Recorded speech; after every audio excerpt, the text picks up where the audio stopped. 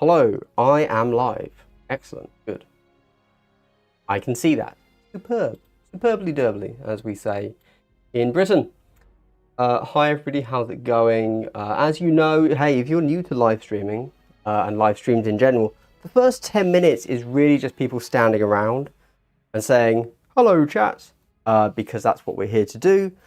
You might, obviously I've given this a title and a thumbnail that imply I'm going to say some things, talk about certain specific topics. I might do. I probably will, in fact.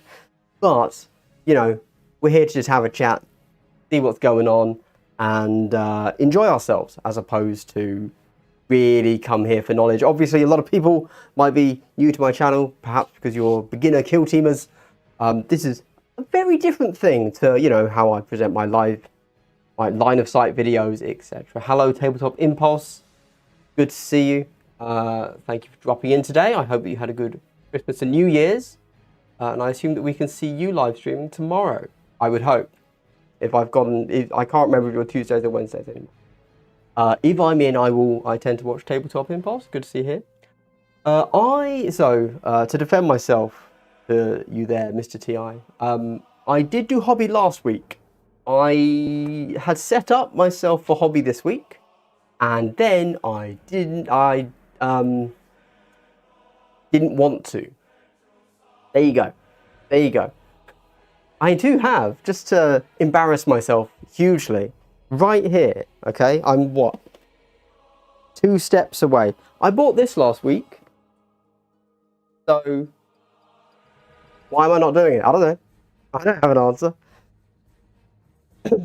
I don't have an answer. Thank you. Thank you. There we go. Anyway, Duvet VA is, what does the VA stand for? That actually your initials, or does it stand for voice actor? That's what I think of when I see VA. First live stream I've come to see. Love all your videos and they're all super helpful for someone new to kill team. That is exactly the person I was just talking about. Good morning, sir. Or afternoon or evening. Which team will you make an average game against? So I've gotten to the point where I don't actually know any of the teams that I'm now talking about. Well, that happened a long time ago, to be clear.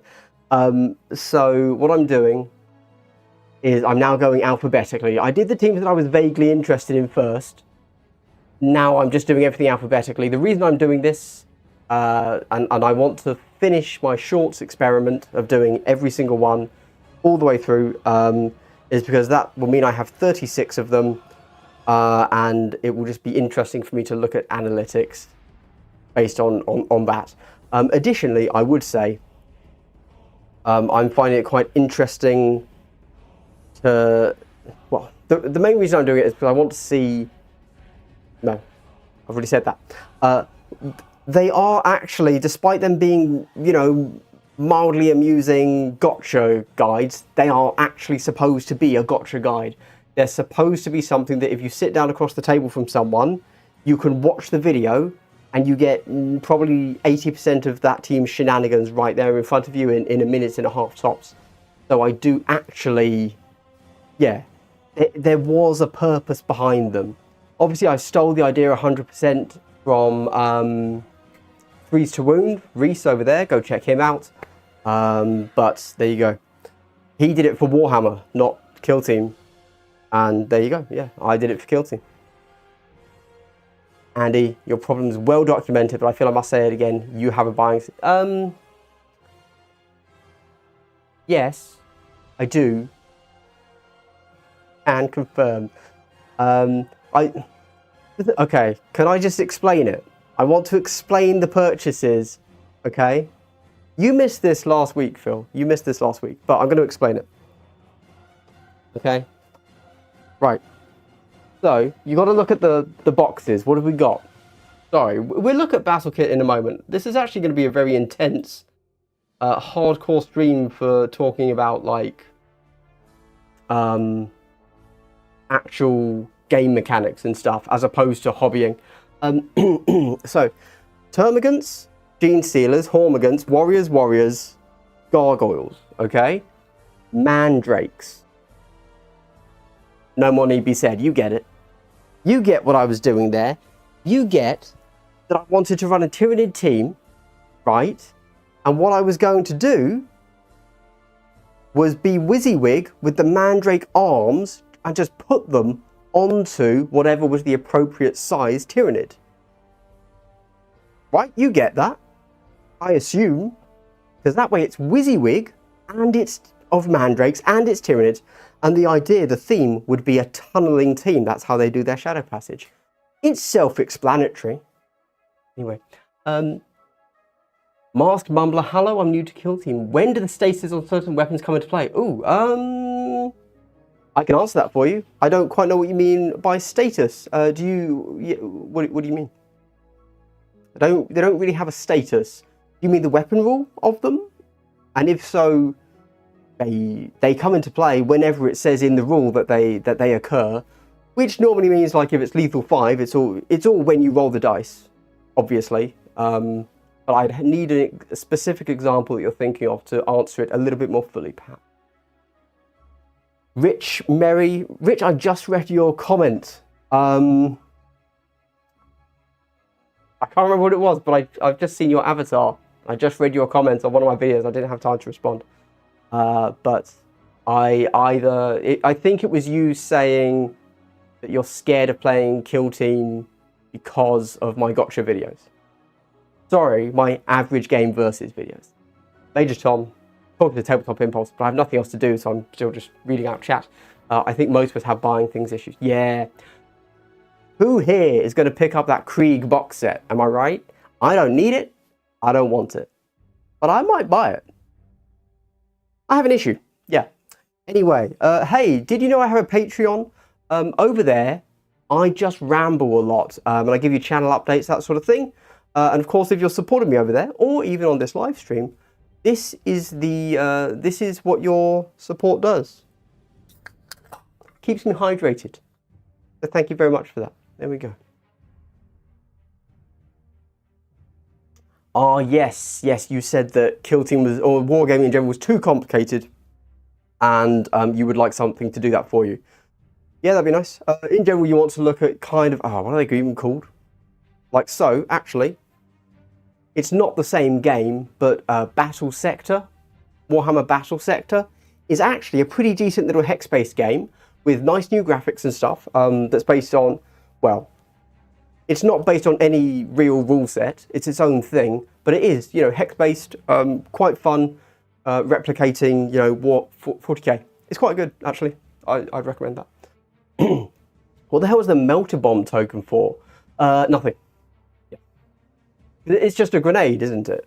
If I recall, it's just a grenade. Yeah. Yeah, yeah, okay. With the Aquilons, yes, it has no reason. It's nice that they gave you that token for the Aquilons, but then didn't give the Wreckers a Pulsar token. Luckily, everything's 20 mil. So I actually imagine that for the Aquilons, the reason you have that is a similar reason to why you can take frag, crack, stun, smoke grenade tokens.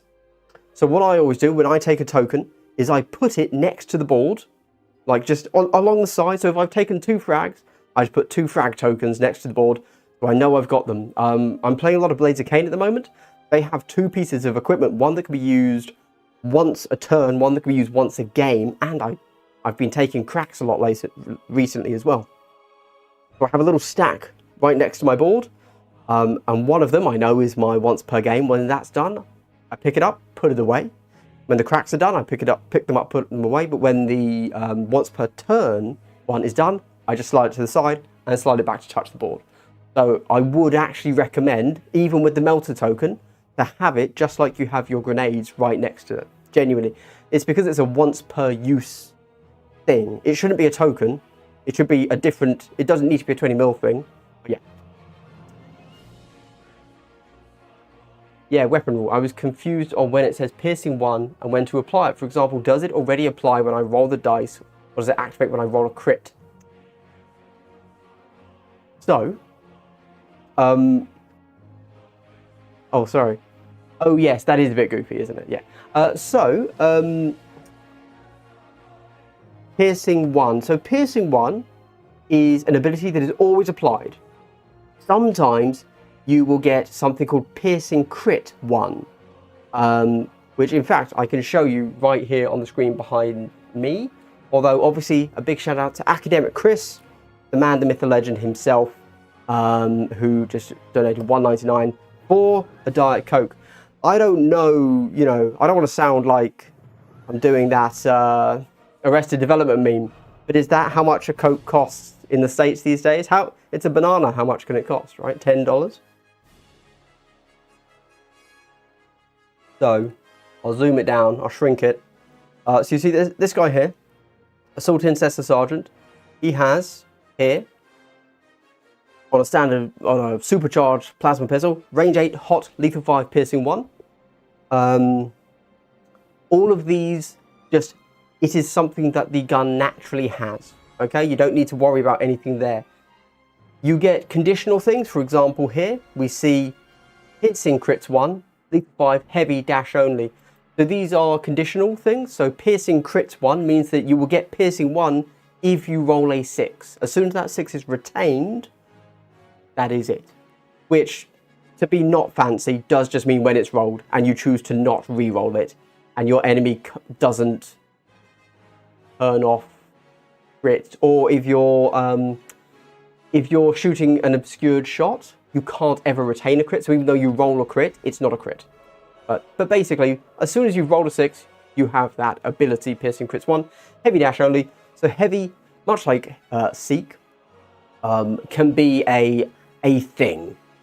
So it can be heavy with no modifier. It can be heavy dash only, heavy reposition only.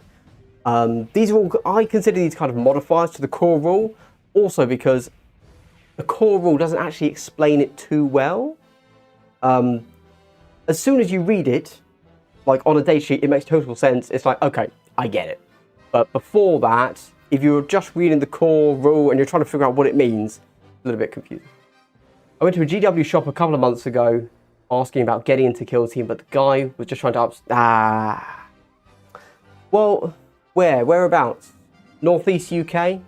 Okay. That's a shame, that's a shame. My understanding of GW stores is that they have quite a bit of freedom in what they push and what they stock. I'm sure there's some core stuff they have to stock. But then, I know that at my local store, the manager of my GW doesn't know anything about Kill Team, doesn't like it, has no interest at all. He's more into 40k and Sigmar, which makes sense because they probably sell more, right? There you go. And so we only have a tiny little corner that is Kill Team. Everything else, 40k Sigmar. Almost nothing for any of the rest of the systems. I don't think they have any starter boxes in stock. Maybe that's because they're out of stock, or maybe it's because, I don't know, they just don't want to stock them. And I believe that the managers there have the ability to say, I'm into this system, so I'm going to stock more of this, I'm going to put more space to this system. It's not a GW-wide policy to upsell, though, you know, ultimately 40k players probably spend a lot more money than Kill Team players, so can't blame them. Any pointers on finding Kill Team games in the Northeast UK? No. You want to go onto Facebook or Reddit and ask if there are any local Discords. Down here in the South, we have a few different Discords. There are also WhatsApp groups, but I find Discords easier. So like there's one for Bristol, there's one for kind of the southwest combined. I'm sure there's one for the north as well, northeast. Depending on where exactly you mean northeast. If you mean Scotland, that's different to if you mean Nottingham, right? So I know that there is a big concentration around Nottingham though. Okay, so it's been a solid 15 minutes. What are people doing while they watch? Do we have any hobby on the go? Do we have, you're working, because you're in the States and it's still daytime? What's going on? I'm always curious. I'm always curious. Again, I would be hobbying, but, and I want to double down on this, I lost my nerve to do my Mandrake's conversion proxy stuff. Although I'd love to do some NIDs, 100%. I played mandrakes into a team, and like it was fine, but I was just like, I'm doing so many shenanigans that even though my mandrakes would be my Tyranid mandrakes would be WYSIWYG, because I would be using. I've just noticed that got myself here. Even though they would be WYSIWYG because they have the actual arms for mandrakes, which is as WYSIWYG as mandrakes can be. Still really confusing. Even though with mandrakes, you can't tell them apart. I would be able to make my models more tellable apartable than the real models. But you know what? It's going to be a real tough conversion to do well. Let's just say that.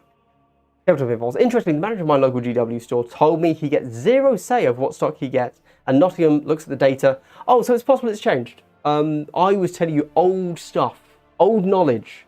That's just stuff I've heard. So it's possible I'm totally wrong. There you go. In the States, grabbing lunch. Love a good lunch. What am I saying? Eric Bransners. Planning my first trip to Adepticon. Never been and never played in a Kill Team tournament, but considering joining. Awesome. Awesome decision. Good job. LVO's happening 18th. Well, that weekend. In Vegas, which is awesome. I think they've got. I don't think they've maxed out at 175. I think they've got like 168, which is an amazing size tournament. It's going to be really exciting to see what happens there. Fingers crossed for a balanced data slate. Yes, I'm going to be talking about that today in this stream. Is there any particular reason you chose Adepticon over one of the other big tournaments? Volker's painting, dreaded terrain painting. I'm loving terrain painting right now due to my patented wash bottle technique. I can get terrain painted in seconds. I'm loving it, like genuinely. Before, if you go and look at my beta decima terrain, sucks. Worst terrain I've ever done. I'm really unhappy with that, and that's part of why I don't play on it. But actually, you know, I'm really enjoying. Since I found this particular technique, I'm like, oh, I want to paint some more terrain. I almost went and bought the made-to-order Sector Imperialis stuff just so I could paint more big terrain. But then I realised it was a 6-month pre-order. I'm like, oh, I won't want it in 6 months. Yeah.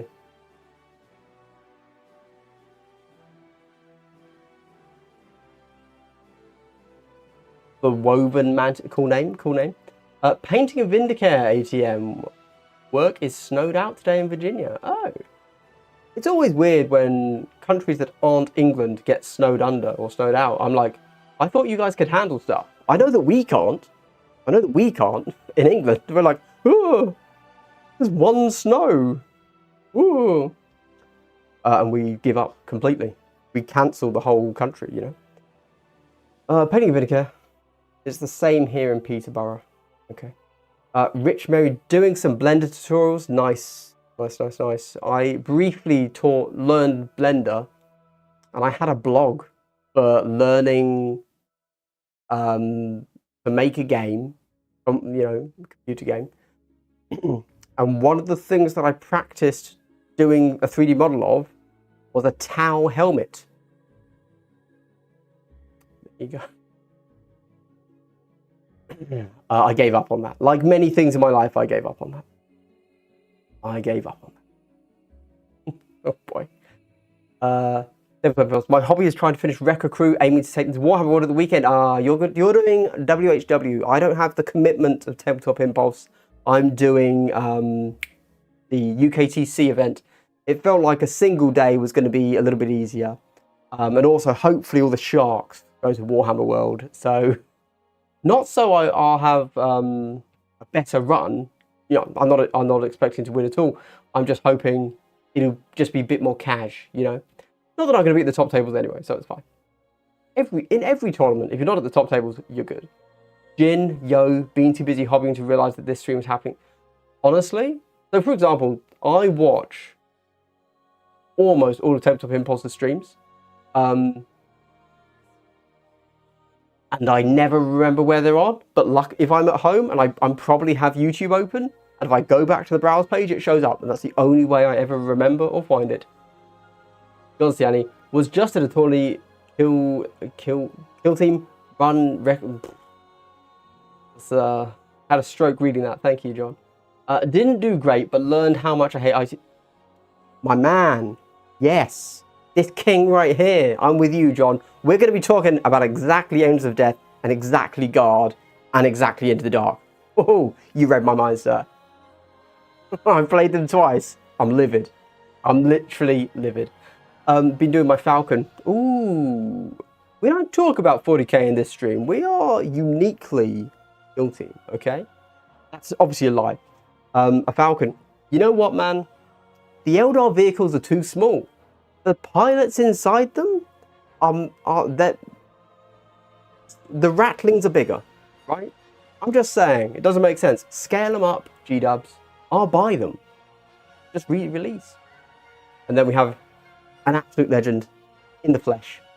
Masked. They leave out a lot of info in the core book. Thank you so much for the donation, for the support. You have gone to my Diet Coke caffeine-free drink fund. No, really, I drink way too much of this. Okay. It's a really interesting... Right. Super quick aside rant, because you mentioned it. I want to have a quick... Where else have I done this? That was a Patreon only thing. Okay, I haven't done this before. I'm not repeating myself. Okay, so... Infinity N5. Right, Infinity, really big, complex, like, rule system. The core book for the rules... 190 pages. There's no fluff. That's pure rules. 190 pages of nothing but text and rules, and obviously diagrams where needed, right? But not excessive diagrams, let me tell you that. No, sir. Oh my gosh. Kill Team, 25 pages of rules, okay? And that's the core plus the additional stuff. That's mad, right? That's absolutely insane. You might think, how could Infinity possibly be so crazily more interesting? Well, that's because Infinity and Kill Team have totally different design philosophies on how they put across their rules to people. Infinity, there are no gotchas. Every single rule, every single thing that can occur in the game is in their 190-page core book. If it can happen in the game, it's there. In Kill Team, nothing's in the core book. You have the core rules, and then all of the teams get given their rules, which have nothing to do with the core rules, somewhere else. Totally different way of giving across information to the players. Very interesting. I'm not saying whether one's better or not, but it's just coming up soon. There will be obviously a video about gotchas, which I am actually going to be talking to you guys about tonight, because I need a bit of feedback about that one before I record it and put it live. Maybe I've missed something. But, yeah, the reason we get gotchas in Kill Team, and I think the way you define a gotcha, is it breaks a core rule. Infinity, nothing breaks a core rule, because it's all a core rule. There are only core rules. I guess if you wanted to view it in Kill Team terms, imagine the way Infinity has done it, is they took core rules, and then they put every single possible team rule in the same book. They just didn't assign it to a model.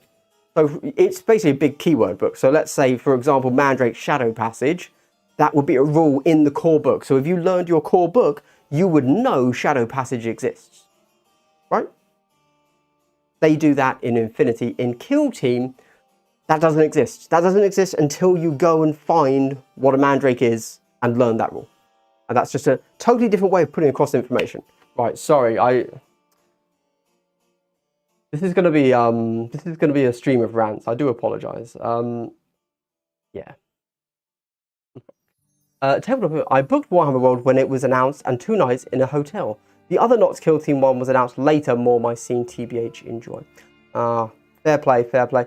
So I was originally actually going to look into doing Warhammer World, but then I hate driving, and driving to Nottingham's too much for me. I hate it. Can't do it in a day for sure. So my friend down here is going to Nottingham because it's only a one-dayer, so we don't have to spend extras. And I was like, should I go to Warhammer World? And I just did the math. I did the math. The same way I do Kill Team Dice math, which is really roughly. So I was like, okay, well, driving up, what's that? And how long does it take? So I have to go up the night before, so I have to go up Friday. I have to then spend 2 nights in a hotel and then drive back after a long day. Like, what minimum, really, we're looking at like 200 quid for the weekend. I was like, I could buy a lot of Coke for that. I could buy a lot of Diet Coke, caffeine-free. Caffeine-free Diet Coke could be purchased for that much. And the vehicles are beautiful. I agree. But they're tiny. They should be bigger. I dare easily. Aren't Eldar vehicles piloted by the spirits in Raystone? The walkers are. They don't have pilots, but yeah, the vehicles have pilots. I realised that Jin's already answered, but I had to say it. Had to flex my big brain. My completely smooth brain. How would you pair Kill Team with some of the older skirmish games like Necromunda or Mordheim?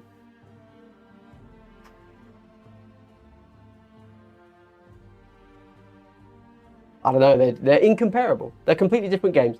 They satisfy completely different niches. You should decide what you want to get out of a game and then decide your game, if I'm honest. Well, that's if you're mechanics first. Most people are theme first. Most people are like, I want to play 40k models. Let's do that. What's the game I can play that does that? For example, some people, I guarantee you, are Kill Team players and would much prefer, in every possible respect, Necromunda. But Necromunda doesn't have all of this stuff, right? Like, Necromunda doesn't have Space Marines. Necromunda doesn't have all of the cool 40k stuff. So it's irrelevant. Unfortunately, it's theme first. So do you like the theme of Kill Team over the other themes? Okay, you're playing the right game. Unless you prefer mechanics, in which case you need to play the other games. Unfortunately, it's that simple. There's no point comparing games. Because otherwise, nobody would play GW games. Or some people would. Obviously, GW games are perfect for some people. But there are so many game systems out there. You know? CT7479, I think any sort of reactive mechanic inevitably leads to a level of gotchaing. Yeah, but it's about where do you start. This will be a larger topic later, but it's like it's about where do you start to define things. What is a gotcha, right? Because if fighting first, if an interrupt is a gotcha, which it is, well, that's in the core rules. Because if you fight through a stronghold door, they fight first. Is that? So is fighting first a gotcha? Always? No. Is it not a gotcha because it's in the core book and you're expected to know all of the core rules? Like, where did the definition of an interrupt, of a gotcha, start and stop? That will be answered in my video. Just a quick question. Obviously, is the audio okay? Am I peaking lots? I sometimes hit the red on my mic. I'm seeing, so I could lower my volume. And I also don't know what the hell the music's doing, to be honest. I played my first game at a local store, and my opponent didn't know certain rules either. So it was, oh, that is exactly how your first game should be. Don't worry. That's how it goes. You just have to get through. I think I did it in my how long should a game of Kill Team take. It's just going to happen. Learning any war game is really hard. Go ahead, pick the simplest war game you can. If 2 people don't know what they're doing, it's going to be real tough. But that's just wargaming. That's just how it is. There's no way around it unless you have someone that knows teach you. That's the only way. Where did it go? Off, okay. Okay, but technically, aren't they rules in Infinity that contradict other rules? Because if so, it only changes in which books or team something is written. So I don't know the insides and outs of Infinity M5. I saw 190 pages and I got really intimidated and I have not looked at it, which is a real shame because I was actually really excited to like learn it, do a how to play for it on Tactical Skew, etc. Yeah, there you go. So again, so yes, 100%, in 190 pages, something contradicts something else. Yes. But again, that's how do you define a gotcha? How do you define all of that stuff? And at what point do you say something contradicts something else? Is turning something off a contradiction? For example, if you have an ability, let's say Oh, super conceal. Is that a gotcha? You have seek light. I have super conceal. Have I just gotcha'd? They're both rules that are in the core book. We could both have that. They're just standard weapon rules. Like, they're just standard things we can do. Is that a gotcha? I don't know. I don't know. Gotcha is a philosophy more than it is. We're not looking at battle kit. Why do I have it on in the background? Sorry. I'm gonna catch up with chat and then maybe we'll talk. Rants are good, clip it and post it. It's all kind of I don't think I'm very good at ranting, unfortunately. But you're right, if I was better at ranting, I would do that. I hope the rules for the new Gundam... Ooh, yeah. Haven't talked about that, have I?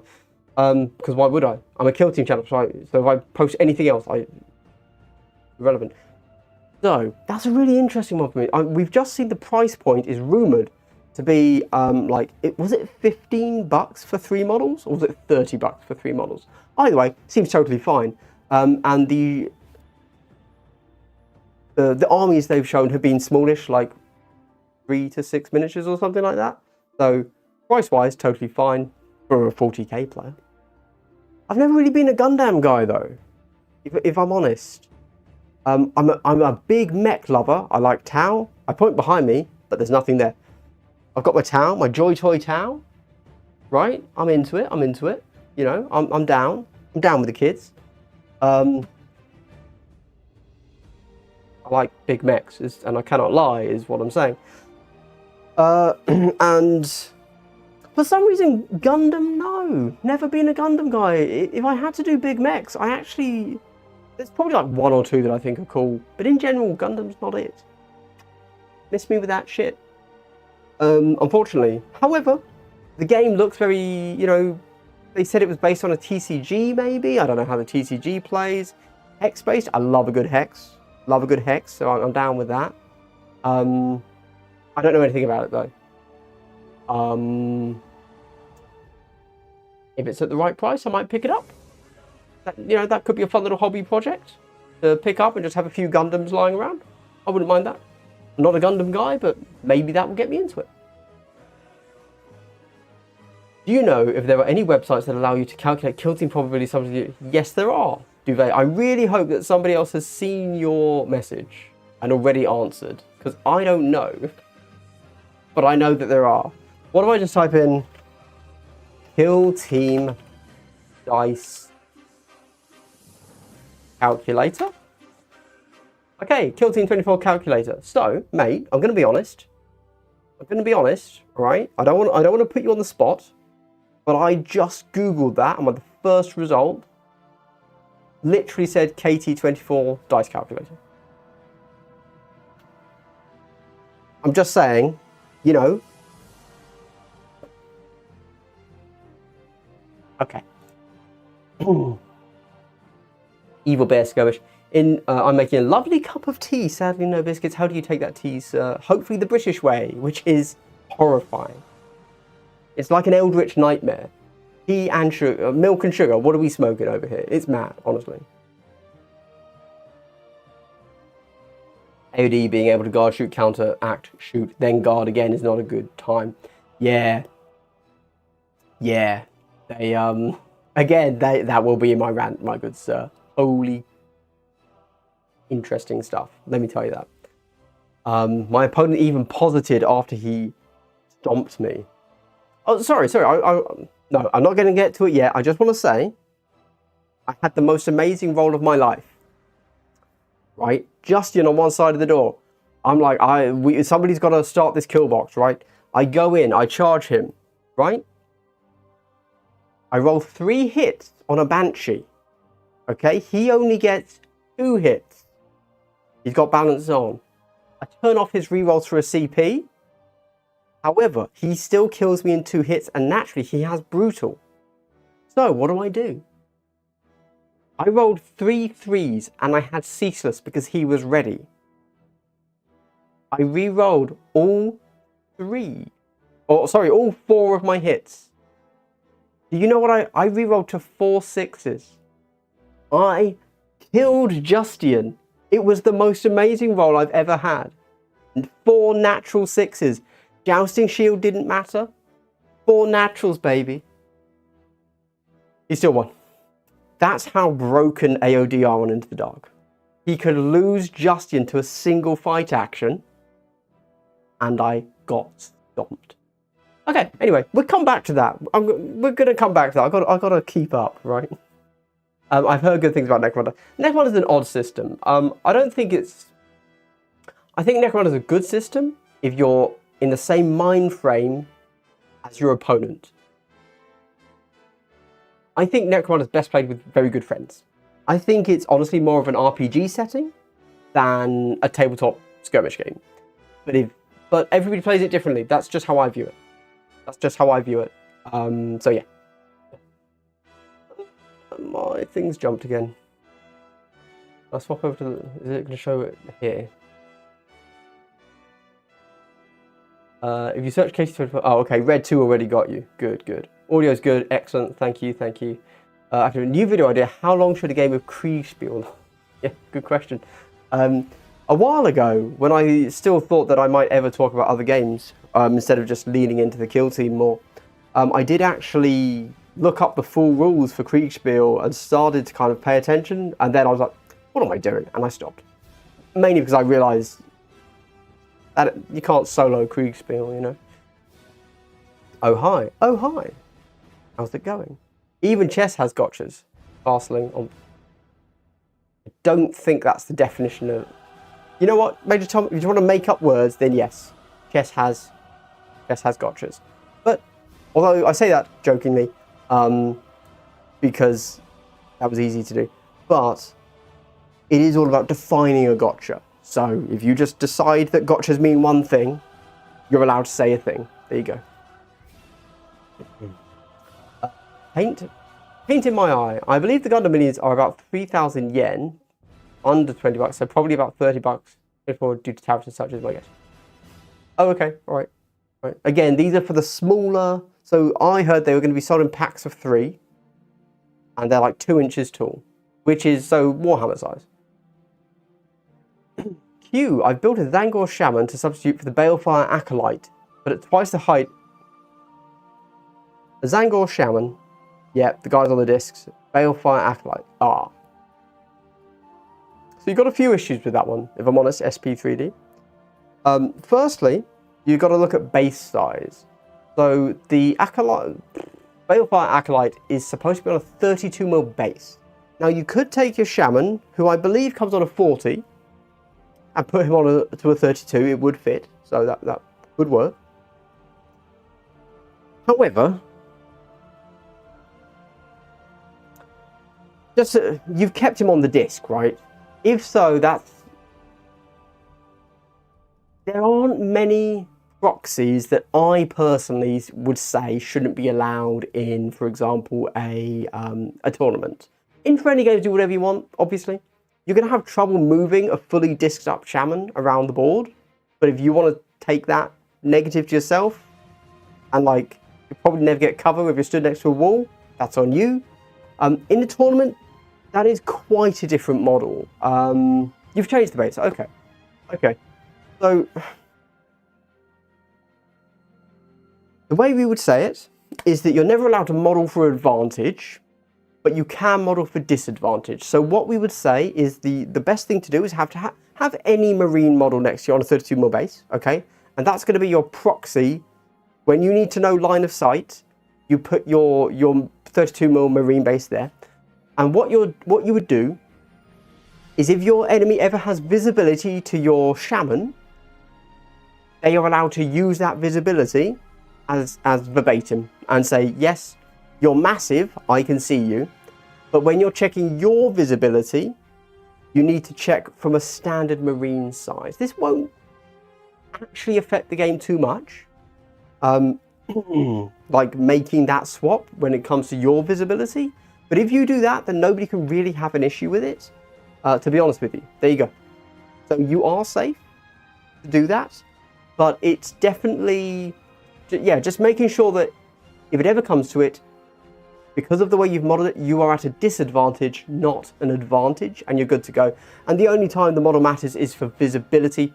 And again, keeping in mind that when you do move your huge disc around the board, you're going to find it really hard to tuck in next to certain pieces of terrain. That's it. But otherwise, yeah, like you can proxy any model for any model as long as the base size is correct. Like in the rules, you're good to go. And then you model for disadvantage, not for advantage. There you go. Whew.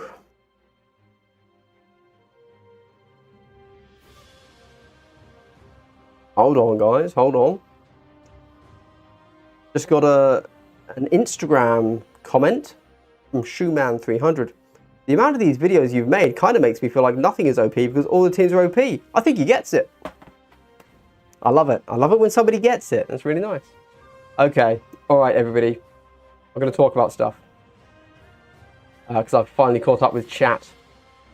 Okay. What are the things I'm talking about today? Okay. I'm going to do a rant about ITD later. Because that's just a rant. And I basically already covered it with the fact that I managed to one-shot Justian and still lose. Really bad. So I want to talk... So basically, this week, tomorrow, Wednesday, at some point during this week, I'm going to be releasing, like, patrons have already seen it. It's like it's a hobby video. It's, hey, what happens when you buy your first Kill Team box? Like, and how to then unbox it and take it from box to your first game. Okay? So, if you're a beginner, perfect for you. And I give a few hobby tips. I give, you know, like a good onboarding video. Not really my forte. It drags on a bit, but that's me in a nutshell. But that's the first video I do. The video I'm doing after that, assuming we haven't had a balanced data slate yet, let's be clear, is I'm going to be doing Hello, Wazir. How's it going? The next thing I want to do is a video about gotchas. And there's a reason for this, because, again, in theory, we are going to be getting our balanced data slate soon. When the game released, we knew a balanced data slate was required, just because that's how GW games release. Not perfect, that's fine. Didn't have an issue. So I assumed that within 3 months, we'd be getting a balanced data slate, and then I would do all of my faction how-to-plays, or read-throughs, or whatever they are. I'm currently thinking I'm going to call them and let me know, please respond. I'm asking you a genuine question. I can go basic and say, and call it, how to play Kassakin, right? And I can just do that 36 times. However, I was thinking what I might do instead is Gotcha Guide to Kassakin. And then do 36 of them. And so in teaching you how to beat X, I'm also obviously teaching you how to play X, obviously, if you're not aware of that. So I haven't quite figured out which one to do yet. I'm leaning heavily into doing the gotcha guide because I think it's just more interesting than how to play. Also, it means that I can... I don't think that just sitting down and reading the rules to you verbatim is particularly engaging content. And so a lot of pre-work will need to be done for each one. But what would be... I think it's actually easier to do a gotcha guide than to do a how to play. And it probably has it. Nobody's going to search gotcha. You're right. Of course, you got to think at the algo. Nobody would ever search gotcha guide Kill Team, right? They would search how to play, indeed. But yeah, on the thumbnail, it could be anything. Bunch of dicks. I don't know. The worst gotcha is when Glass doesn't play the triple hello. Oh my god, you're right, sir. We are 44 minutes into this. And if you're 44 minutes into it, I would like to give you a big double hello. Stay hydrated out there, guys, and girls, and others. Hit my tooth, that was quite painful. If that was painful, I'd probably need to go to the dentist. English joke. Cool. Yes, IMO, anything will be better than how to play. Others have done that. I wouldn't how to play be Mario friendly. Good, yes, it would. And Just Row, good morning. Good morning to you, good sir, or good evening, or good night. So anyway, yeah, so I plan to do, every team will have a gotcha guide. And so the very first video of those I can do before we actually get the balanced data and I'll start working on them. And that is basically a guide to gotcha guides. It won't be called that, obviously.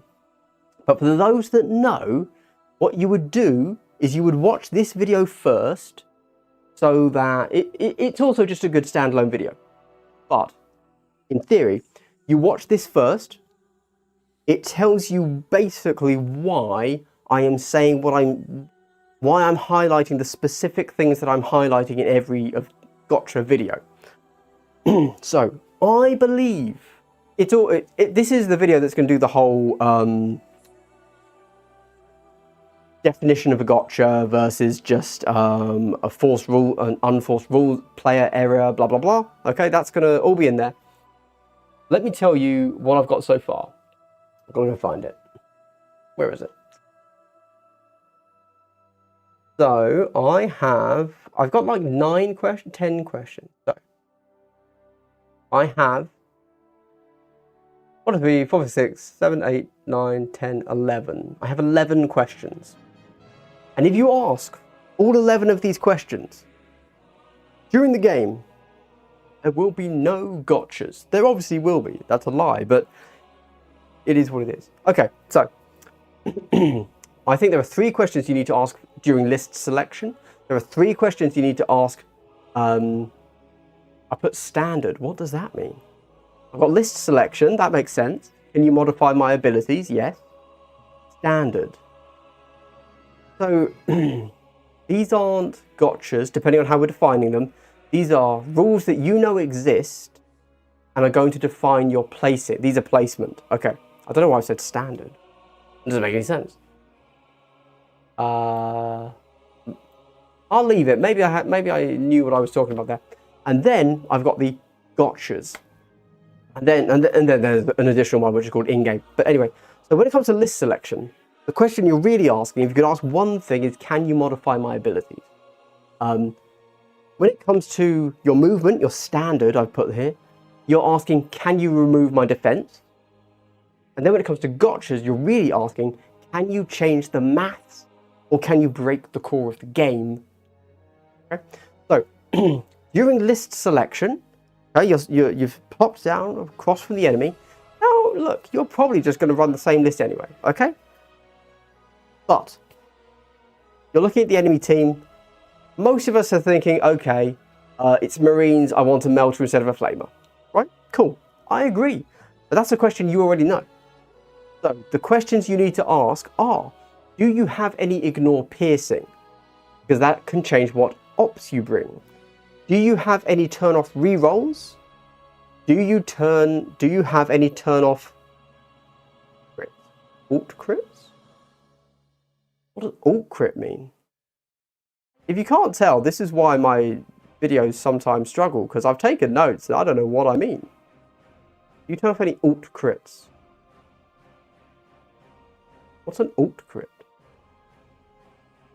Guys, this is why it's in note form. I'll come back to that one.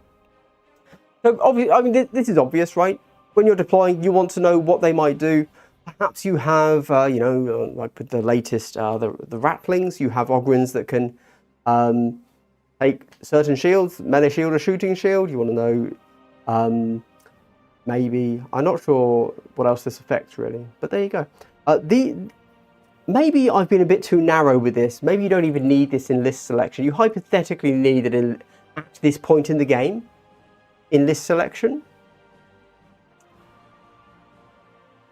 I'm with me. Do you have any ignore piercing? I was reading that as, do you have any piercing? Obviously. So, yes, can they, this is what guns do you take? Basically. Cool, easy. Do you have any turn off rerolls? How is that affecting your list? You want to know this, to clarify. Perhaps if they have turn off rerolls in melee, you decide, okay, I'm not going to take my melee guys. If they have turn off all rerolls, does anyone... I think turn off rerolls is always an area-based ability, so maybe it decides you want to go longer range. No point taking those, or, you know, no point taking those melee dudes, they'd be too close. You go range, or vice versa, who knows. Do you turn off any alt crits? I really don't know what that means. Alternating crit, what's that? So I think that before you go any further, you need those questions asked, right? Your line of sight cover video was great. Thank you, Just Row. Alternative crits, like rending, severe. Oh, yeah, that's what it is. Thank you. I did. The reason I asked this is obviously because I'm playing Angels of Death at the moment, and they have Jousting Shield, which does exactly this. And let me tell you, it nerfs Blades of Cain so hard. Really, really good. And it's the reason I can't... Anyway, you get it. However, before I actually don't know of how many abilities actually do that. But it is important to know, for example, with Blades of Cain, if you turn off my crits, that does make me think, well, actually, that means that I'd probably rather have Banshees than Scorpions. Yeah, so there you go. But I imagine that effect happens... Oh, sorry. I don't know how often that ability turns up. If it is literally just a Jousting Shield and nothing else, I'll take that away. Because there's no point having one question or one thing, right? Then you just need to know that thing. This isn't the point of that. We then get to standard defense. So this is kind of when you're deploying and you're thinking about where are my guys going to go. You need to ask 3 questions. Do you have any Seek and Seek Light? Do you have any Ignore Obscuring? Do you have any Blast/Torrent? There you go. Yeah, there you go. You just need to know these things. This is going to tell you where you can move to, where you can deploy, where you can position, etc. There used to be a really sneaky thing with the Vet Guard Sniper, where, I don't know, they could use it. No, I don't actually. And then you still get to shoot them. But yeah, this is something you need to know. A big one, obviously, is, for example, if they have Seek Light, that is a huge thing. Again, I'm thinking of that because Angels of Death Sniper has a Seek Light. There you go. Great, love it. Very hard to get around that on certain maps. But even if you can get around it and stick to heavy, it does mean that they are locking you out of certain moves. So keep that in mind. Ignore Obscuring. We all get it. We all get it. And do you have any Blasts/Torrent? This is for when you move up, obviously, turn 1, you're going to stage, and perhaps the enemy is going to get the initiative, and their first thing will be move up, blast. I was like, oh crap. There you go. So you need to know that. So at the very least, you know you're going to get blasted. Let me tell you this. You really don't want to. You really don't want to get blasted. First activation, turn 2. That'll feel like a gotcha. It won't be, but it will feel like it. AD gets it once per turn. Hick gets an aura and Warp Coven. I know that one can turn crit to normal damage. Hick. What's Hick? I know all the teams. I can only think of Hand of the Archon that begins with H. Elgor, Chaos Cult. I'm gone. I've got no clue. What's Hick? I have this right behind me. Not Hunterclade?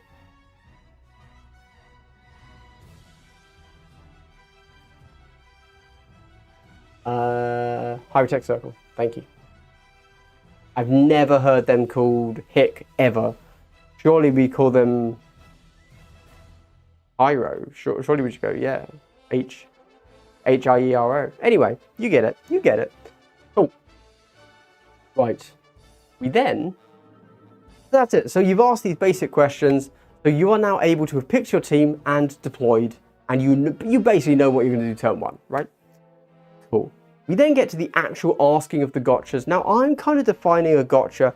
Again, I will figure this out and I will actually write down the definition so that I don't re-ball it. I'm not going to raw dog the definition of a gotcha, let me tell you that. I will regret it. As we all have anytime we've raw dogged. But it says, so I've kind of put it as just a very basic, can you change the math and can you break the core of the game? So, the reason I think changing the maths, I don't know, I'm a little bit concerned about saying, can you change the maths? Because I think it actually makes it sound a little bit unintuitive and geeky and nerdy and much deeper than it seems for a new player. It isn't, but it's possible that a new player has yet to understand that actually in Kill Team, the math just means how many times do I hit you in melee to kill you versus how many times do you hit me in melee to kill me. That's kind of it. Like, the actual numbers are irrelevant because they're different on every team. They're quite flexible numbers in that sense, but but they're your math, right? And if the things they have, their gotchas, don't change your dice maths, it kind of doesn't matter, really. I mean, I'm sure it does. I'm sure it does something else. But you can still then play the same. However, for example, Jousting Shield with my Blades of Cain changes the maths completely. Turning off that lethal 5, huge. Likewise, Blades of Cain, I can turn off rerolls. I did it today, in fact. As I said, Justin killed him in one shot. I could only do that because I could turn off rerolls. That also changes things. That's a bad example. Anyway, turning off rerolls is also a thing, or is it? So here's what I've got for this. Let me know what you think. Okay. Do you have any interrupts, including fight firsts? Because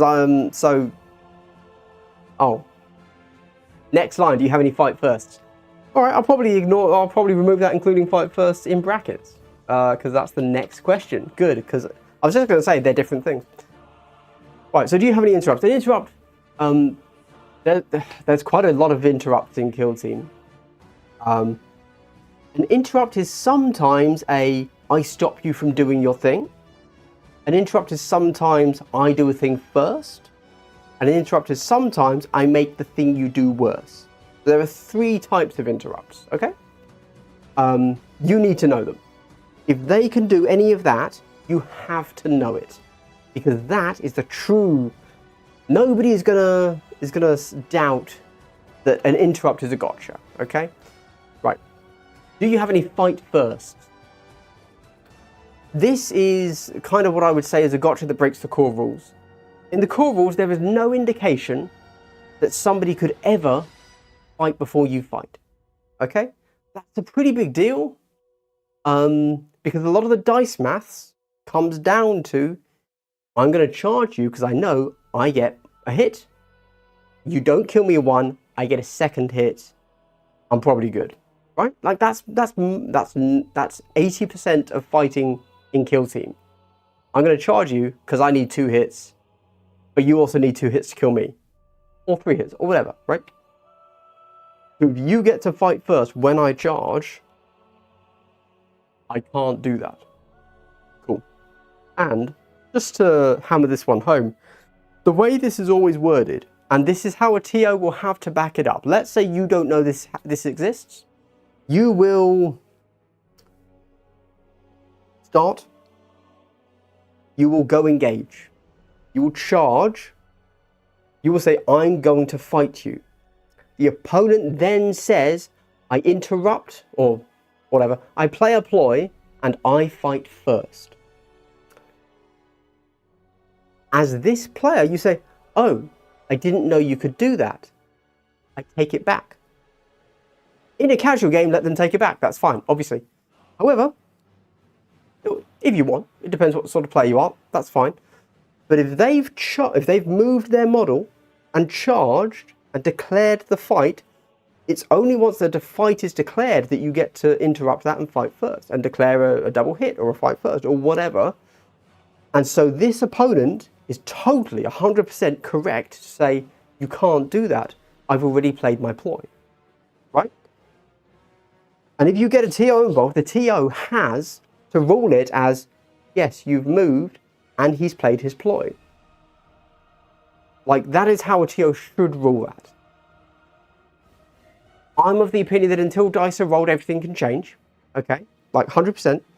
But if a TO is ruling it, the series of events is very clear. You have charged, a ploy has been played. Done. So that's why you don't want the interrupt or the fight first. It's the same with interrupts, obviously. You declare a thing, and then an interrupt is declared. You can't go back after kind of that action. Again, in casual games, the rule of thumb is until a dice is rolled, you can always go back. That's fine. Right. Do you have any hit twice? So hit twice isn't the same as fights first. There are teams, but it's the same core issue of I assume that we are going to fight like it is in the core book, where whoever performs the fight action hits, then you, then me, then you, then me. Anything that changes that sequence, because Kill Team is a very lethal game, and fighting is a very lethal thing to do, anything that changes that is a gotcha, in my opinion. There you go. So, if when the opponent hits, they get to hit twice, or what it will often be, quite common I see, is they get to activate first, but it has to be a block, is quite common. That is a gotcha. Cool.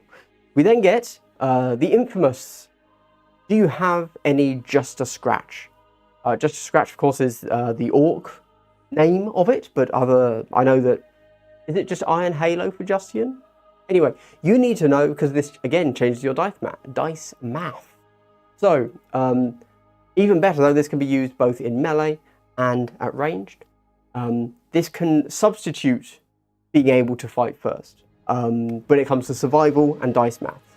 You've got to know if at any point the enemy can Just a Scratch. I believe that all Just a Scratch now is only normals, so crits still go through, that's good, but it still changes it.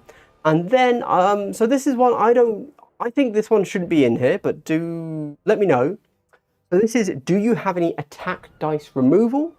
By which I mean, can you lower the number of attack dice I roll? Or defense dice, or whatever. Obviously, when I wrote this, I had just read Inquisition. That's why it was fresh in my mind.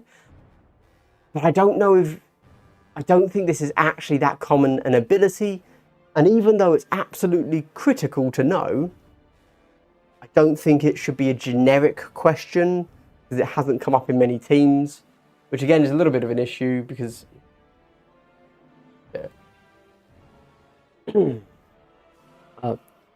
Jonathan Darley, if it's a ploy, it's hard to wind back. I'd normally try to warn someone about a ploy like that before it comes up. Yes, 100%.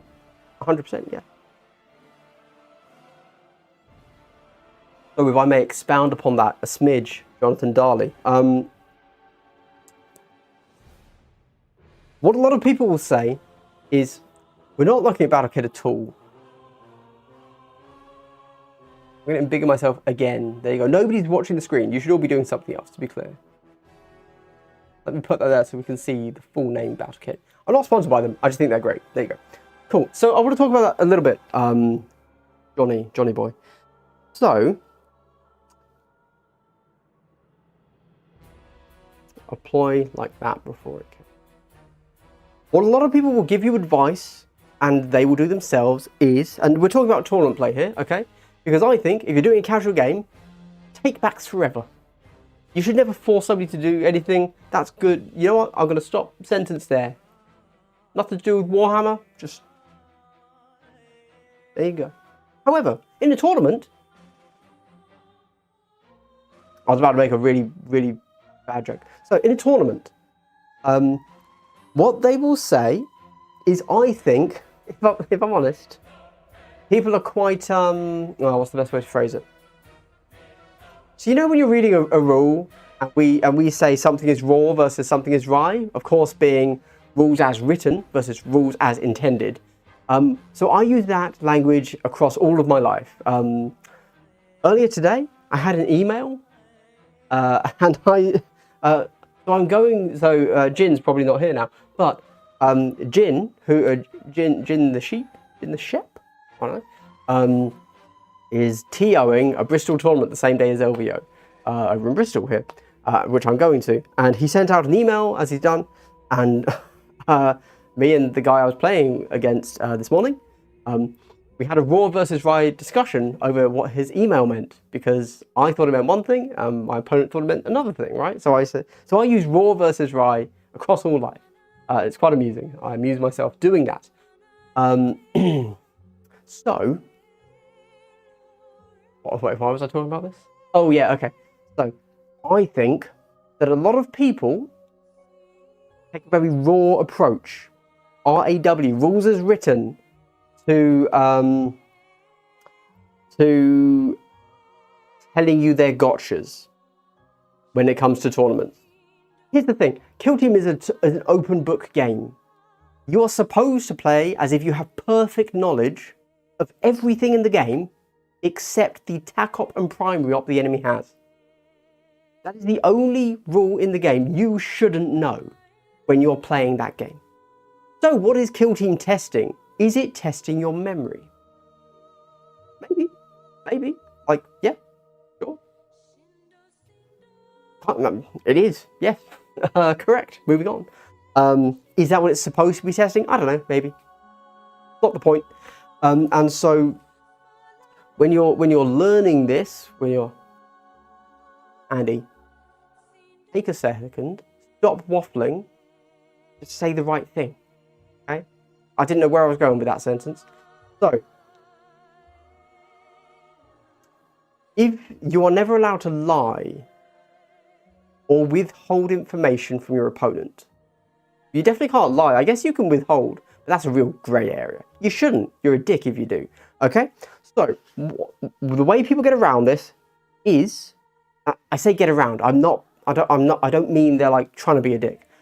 We have a limited time. They can't tell you everything, and their rules are free to you to look at, right? So what do? I feel they give a very raw interpretation of how to tell someone your gotchas, and then, because I've had multiple people, some knob jockey YouTuber must have said this, and now everybody's like, oh, well, actually, I told you. Okay, mate. So they believe that by saying their gotchas at the beginning of the game, they have officially warned you, and therefore they will trick you with a gotcha. Later in the game, okay? And I've had multiple people use almost the exact same phrase, so I'm sure some twat said this, okay? So, oh man, really hope it wasn't somebody I like, because I've wrecked them through the mud. And what they do is they will tell you right at the beginning of the game, I can do this. That's it. They say it once, and then, to them, 2 hours later, if you trip their trap, they're not going to remind you as you're going into that trap, they're going to get you. Do you think that if you don't know that enemy team at all, you're going to remember one gotcha from 2 hours ago, whilst you've been playing the game of your life? I don't think that's reasonable, if I'm honest.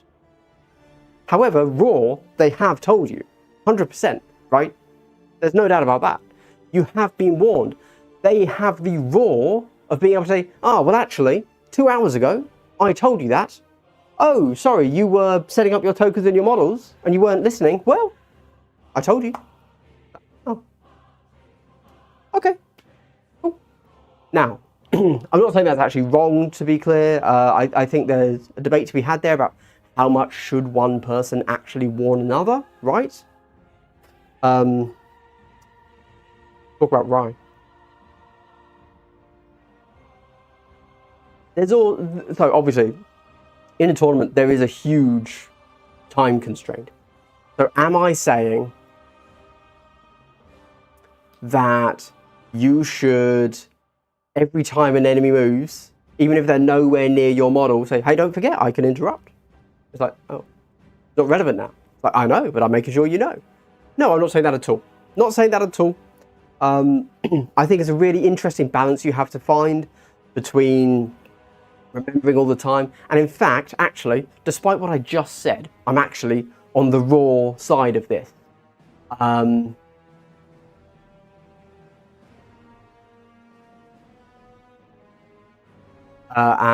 I think that that's actually, in a tournament setting, I think that's totally fine. And I think it's actually on the person that is making the action that could be interrupted to ask the question when they need to know. You still have to do the roll. You still have to, at the beginning of the game, say, hey, look, I've got an interrupt. Okay? You still have to do that. Mandatory. However, an hour and a half later,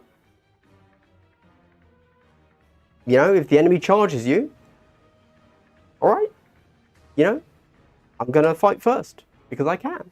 That's okay. That's okay.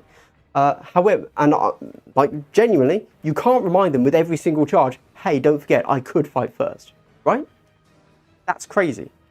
That's too much. It is on the own, so you still have to say, look, I could do this, but then it is up to my, the impetus then goes to me. If I know that it's critical, oh, sorry, I can just ask always. You can always ask. You can never lie. So I could ask if I'm concerned as the person that could be interrupted of moving. If I'm afraid of you doing a thing, I can just ask with every single movement. Like, can you interrupt this? So, for example, an obvious one is this. I don't think this is a crazy thing to do. If you just get into the habit of every time you charge, just ask. I'm going to charge you. Is there anything you can do about that? Right? They have to tell you, right? They would say, "Oh, actually, I can fight first if I want for a ploy." It's like, "Oh, okay," and then you can decide. There aren't that many charges in the game. You can just ask every time you charge. A better thing to do yet, of course, because it's like, okay, that's fine. But what about movement? Should your opponent say, hey, don't forget, I have Seek Light every time you move a model? No, that's insane, obviously. So, again, the onus is on you. However, the true way you should do it, and this is always, every war game works this way, the actual way you should do it is speak really clearly about your intent. You know when people are streaming games, and lots of people are like, I just want to hear the players talk. I don't want to hear the commentary. That's because they expect constant verbal diarrhea of the players saying their things, right? They want constant things being said. And that is how the game should work, to be clear. So, as you're doing anything, let's say I'm moving up to the large ruins on Volcus, and I'm just gonna go up there because I know next turn I'm gonna fly a Banshee somewhere off to the other side to plant a beacon, right? Cool. I'm not interacting with the enemy at all this turn. In my head, I'm safe. It's all good. I've moved up there. No need to say anything. So I say what? I move, your turn. Right? But if instead I actually speak what I'm doing and I say, I dash, I move up, I've stayed concealed, and I'm behind this rampart, so I am safe. Over to you. They then have to say, don't forget I have Seek Light. If you say, as you're making your move, if you're speaking your intent, you're speaking your truth, then you have said, oh, you can almost gotcha them. As they say, don't forget, I told you 2 hours ago, I can interrupt. You get to say, don't forget, when I placed him there, I said, I'm safe. You didn't tell me. Boom. You get a take back. Because at that point, the enemy has not informed you of an ability they have, which is illegal in wargaming. Thank you. You will be fined. Jonathan D. Now, it's bad form not to warn your opponent about things, and if you didn't get a chance to warn, got to be open to them to walking back. No, so again, they have told you. Nobody's cheesing it. They have given you that information at the beginning of the game. 100%. You were told this is a thing they can do. People running down rules at the start of the game while I'm getting all of my cards and tokens out and remember what my own stuff does is... Yes, so that's exactly what I'm referring to there, Phil, of course. I'm referring to, I just kind of nod as I'm looking at my own models. I'm like, oh yeah, okay. But like, I don't know, what? So I even did that. So I played against Kroot a while ago, 2 weeks ago or so. And exactly this happened because Kroot have like 2 interrupts. They have a fight first, and they have an interrupt with a pistolier. I knew about the pistolier, so I was ready for that. I didn't know about the fights first. I'm sure my opponent did exactly this with the fights first. And he did exactly what I've said here. He said, oh, I told you at the start. So, and I was like, didn't hear. Just straight up, didn't know you told me. There you go.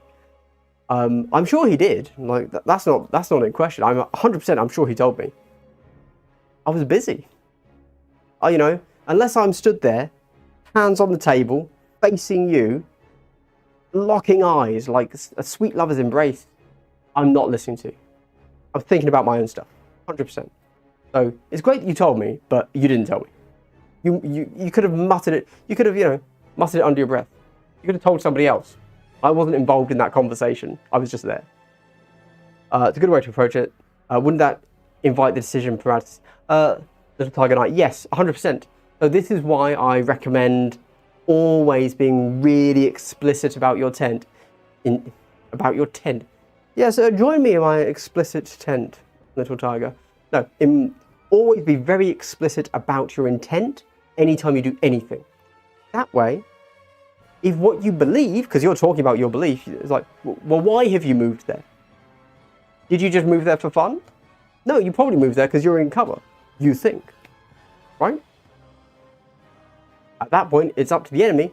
Now, of course, there are still levels within that, right? There's still the option of, I've moved to this position behind heavy cover, but actually you're actually quite far away from that cover, and it's true you can't be shot now, but the enemy could just like move, and then they've got a line. In a tournament, technically, they've got a shot on you, right? And even though you spoke your intent, you said, I've moved to here because I'm safe. Like, well, Kill Team is the game of getting those angle shots, right? If you wanted to be safe, you should have placed it safely. Anyway, it's a whole thing.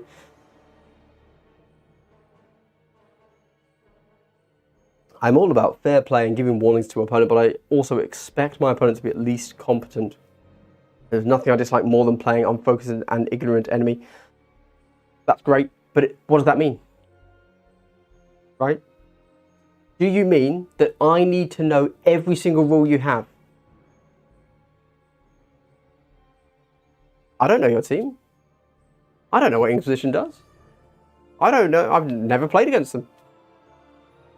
I know what Angels of Death do because I've played against them like 10 times over the last 2 weeks. I know what Blades of Cain do because I've played as them like 10 times over the last 2 weeks. Every other game, every other team in the game, shaky. Shaky at best, right? I don't know. So, but that's what we're talking about. We're talking about where does that line sit? This isn't a black and white conversation. This is shades of grey. 50 of them, if I had to guess. Right? Quite difficult with so many teams. The 30-minute video about line of sight is a must-watch to learn the game. I would indeed agree, Advent Soul. I'm actually really surprised nobody else has done, or if somebody else has done one. So obviously, a lot of my YouTube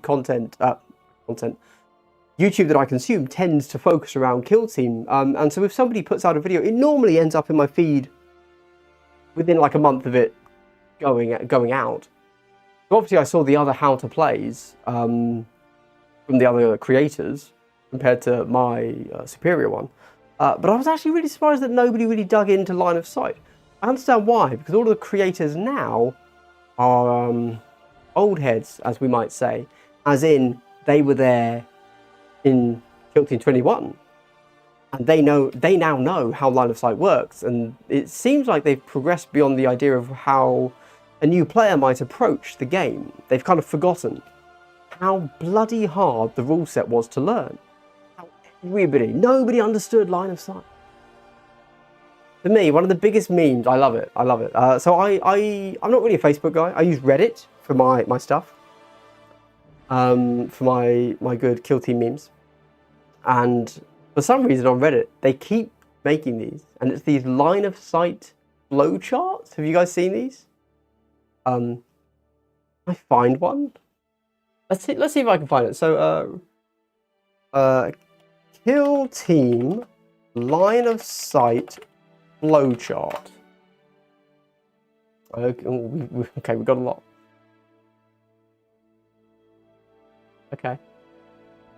Okay, this is great. I love this. Okay. Let's bring this over. Here we go. Can you see this? I hope so. Yeah. Right, let's oh, what have I done? Drink me. And a hit. So I don't know who's made any of these, to be clear. I have no affiliation to any of these. Some of these look really good. Like this one, this seems really clear, but it's not a flow chart. This is a diagram, right? Where was it? This one looks funky, purely because they've used squiggly lines instead of like an actual like arrow-based system. Yeah, I'd say that one's very eldritch, like they're trying to summon some sort of demon. This one is just a knife. This one looks terrifying. You can't quite see it because I've got the screen over there. There you go. All I'm saying is, oh, what's this? Oh, that's not a kill team thing. Is this kill team? No, good, okay. All I'm saying is, this is hilarious, right? I mean, yes, so obviously, you can make anything a flowchart, and a flowchart looks terrifying. A flowchart is a great tool for certain things, but man, I really don't think a flowchart is good to introduce new players to kill team. This looks I'm not even going to read this. I know the rule system, and I'm not going to. This is terrifying. Like, oh my god, what? I find it very amusing because often the flowcharts, they can say, "Oh yeah, I just made this. I just threw this flowchart together, and I'm, you know, I thought it might help you guys."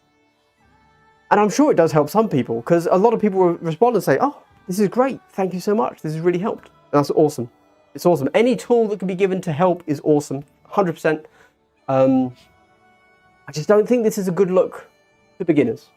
That's all I'm saying. Because this is scarier than anything I've ever seen. Right? Let's be honest. But there you go. There you go.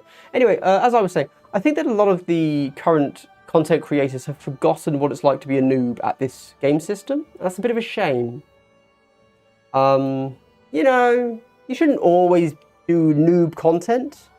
You know, you can grow, you can go to more advanced topics, but it does feel like there's a little bit of a dearth of friendliness to new players, if I'm honest. There you go. Sorry, let me scroll up. I think I missed something. Where are we?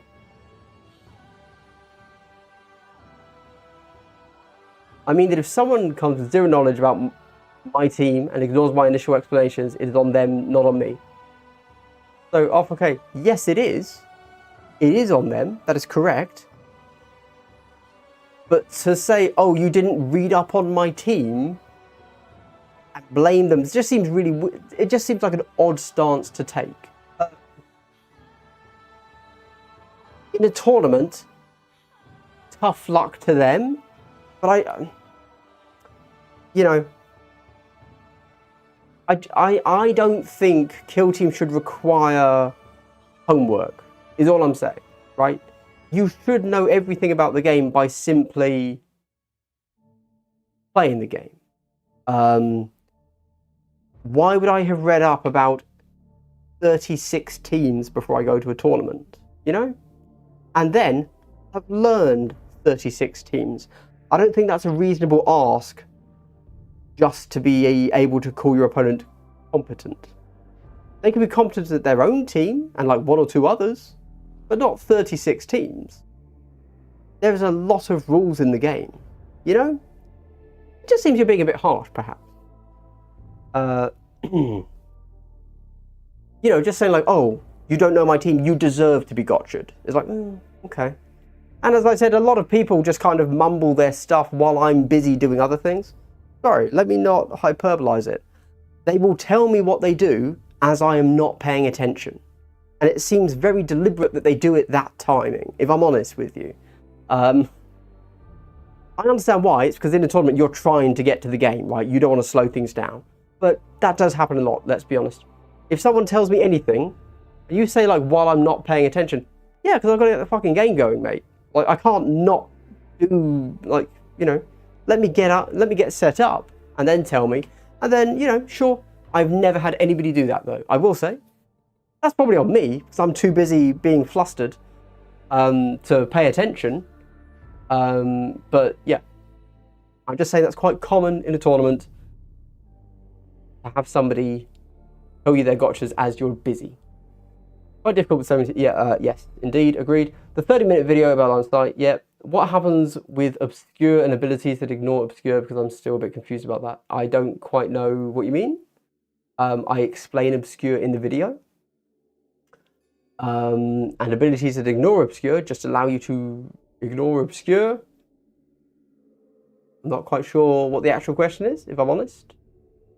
You mean how do you get obscured? And when it says ignore obscuring, it just means ignore the effect that obscuring has on your dice. Obscure stops you from being able to retain any crits, and you must remove one of your normals. So ignore obscuring means you don't have to remove your crits and remove a normal hit, I guess. There is nothing with so much depth about valid targets. Ah, yes, valid targets, indeed. You got to know it.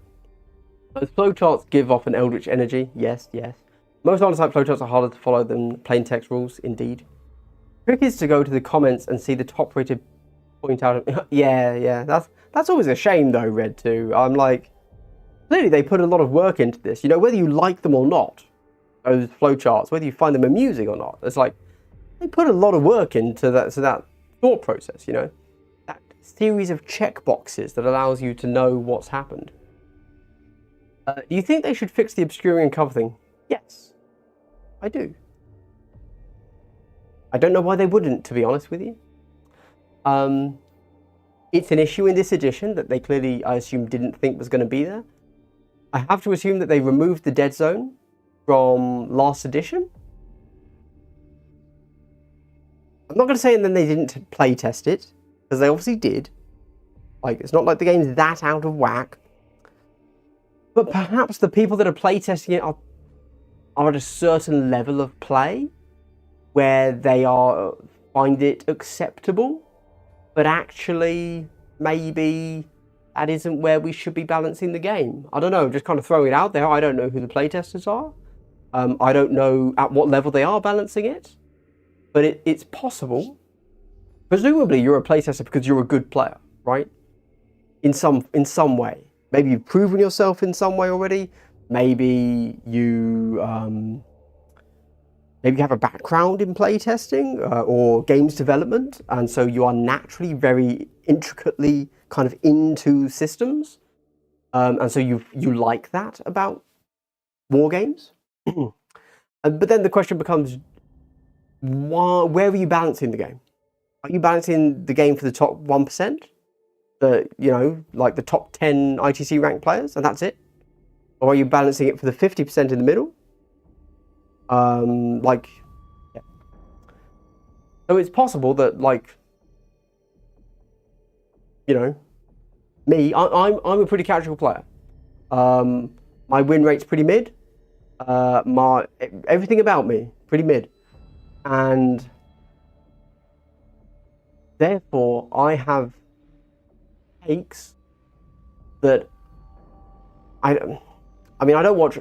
It's not like I watch every other Kill Team YouTube channel, but I see a lot of takes that I don't really see echoed elsewhere. And I think it's because they're all way better players than I am. And it's possible that because Kill Team is ultimately a competitive rule set, it's definitely written and designed that way, that they therefore don't want the feedback, the level of feedback I give about the game. I don't give them feedback. I mean, put out into the ether. You know, if they were trawling all the different YouTube channels, they would ignore mine because they don't care what I think, because I'm not their target audience. They want that competitive, crunchy, rule set series of guys that are doing really well and crushing their local metas and like smashing and grinding the ITC rankings. They want that level, and they balance for there, and then they let the rest trickle down, right? When I did my Elites Are Broken video, I made really sure. Well, firstly, to make sure that elites were broken before I made that video. But also, I made really sure that I put lots of provisos in there, all saying my skill level, because I thought that was very relevant. And I openly admitted that I don't know what the top players are doing. Maybe at the top level, elites are fine. Yeah, there you go. Maybe that's how the game is.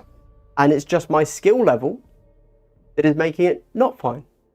Because I felt that was important. Yeah. Right. All good, I explained it. That's good, thank you. It always feels like I'm cheesing my opponents when I do it. Yeah, you are. But the game's cheesy. Plum, Glass, come to LVO with the boys and I next year. Yeah, so I would like to get out to the States, for sure. I'd like to do kind of a States visit, like once a year. That'd be really nice. It'd be lovely to go out there. I just kind of have to pick one of the events, and that'll be the one I go to. I would like to hit Vegas again, no doubt about that. I did it back in 2019, just before the pandemic. A lot of people got sick at that LVO, and a few months later, COVID. So, you know, could have been that. But LVO is definitely a contender because I would like to do Vegas. That would be quite cool again. I'm not a gambler at all. It's just, you know, fun. However, but I've never done Adepticon, Gen Con. I've never done any of the other cons. So if I were to do LVO, maybe that's a mistake, and I would be going just for Kill Team, really, just to grind out that Kill Team, you know. Yeah, but yeah. Whereas maybe I'd rather do a convention and do a little bit of Kill Team and then something else. I don't know is the answer. I do not have an idea. But I would like to head out to the States next year. Might be LVO, and maybe this year. I guess Adepticon's an option. Isn't that like June-ish? Because then that puts me like a 6-month break between the two if I do LVO. Yeah. Do you support using random rivets for cover, or is it dumb? Yeah.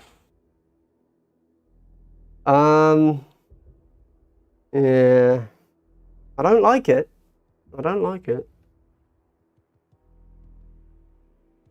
And it is dumb. But I think you have to do it. Unfortunately, that's the answer. I think you have to use random rivets for cover. Yeah. Unfortunately, there you go. Yeah. The thing that I find more annoying than random rivets is little bits of terrain that are just big enough to fit over a certain amount of your base in, and so you're technically not shootable until you're, well, within 2 inches or like level with the model, even though it's a tiny rivet.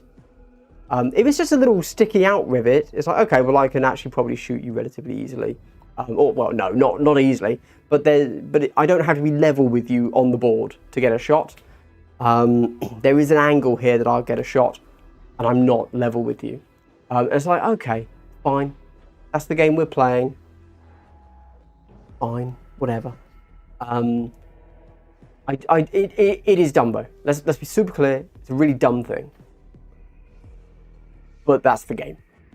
And if we didn't have the ability to stand behind lots of rivets, it's possible that the game would be worse. Crazy as that sounds. Thematically, it would be much better, obviously. I think the only way they could stop that, just thinking about it, would be... it would get really complicated though. So basically you have to combine visibility with line of sight. So line of sight, so you'd still draw your targeting lines and it has to cross a tiny rivet. But there must also be a piece of intervening terrain on your visibility line.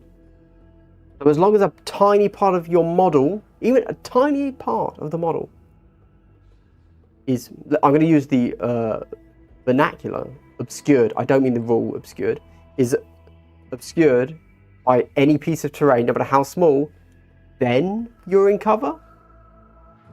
But yeah, I don't know. But then have fun writing that rule.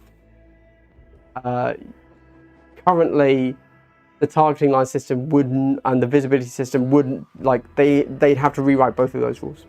But that would actually be a fix. I've smashed it. Give me an hour and I'll have that rule written up, and that will be a much better game. You're welcome. Thank you. Do you think they have the balance update? Oh, well, so I think there's more to it than just that, right? No, the way you've asked it is just, so I reckon, you know, we're getting the balance update this month. I think we have to. Cool. The real question is, to what date is LVO going to accept a new an update? Are they going to accept a balance update the night before they begin the game? 40k has like a 1 month, 2 week lockout period of any new rules. What are they doing? I think the intent from GW is that that LVO is under the new rule set. The reason I believe this is because look, GW owns FLG, okay? They're doing a GW preview. They know the tournament is there. They know all of that, okay? It is in everything but name an official GW event. And then, right before Christmas, we had 40k and Age of Sigmar updates. Clearly, these were the updates in time for LVO. We then had Christmas break. We then had New Year break.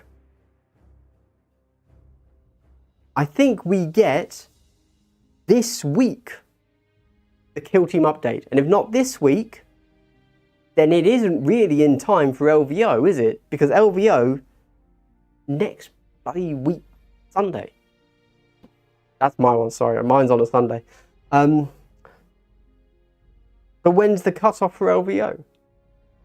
I don't know. The data stage is taking way too long. And I think that leads me nicely into having a very quick rant in my last kind of 20 minutes here before 9:30. It's a 2-hour stream, right? It's going to be... I've been playing Angels of Death. I'm Blades of Cain, playing into Angels of Death, and I was having quite a hot streak. It was never to the point of it was easy. So I could never look back at a game and say, I won because of this, and I know I could do it again every time. There was always an element of luck or dice or whatever that allowed me to win. And that's actually, I hate to say it, but that's probably exactly where you want a game to be balance-wise. And that's my Blades of Cain into an Angels of Death team. Angels of Death ran in different ways, both with a sniper and with a heavy bolter dude. It was always relatively close. Even if the score wasn't close, although the score was never too crazy, but even if the score wasn't close, then it felt like a very close game. Or at least a lot of stuff died. And so it was ultimately very close because somebody almost got tabled, right? We were having some very close games.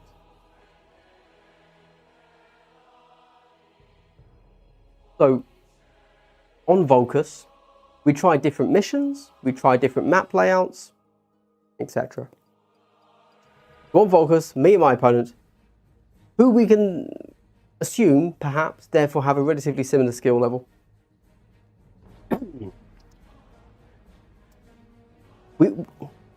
I was doing well, but at no point did I feel like I've got this sorted. If I were to go against him in a tournament, which I may do because we're going to the same tournament because he's driving, if we draw round 1, even though on open I won the last like 5 games, no part of me would be confident that I would win that 6th game.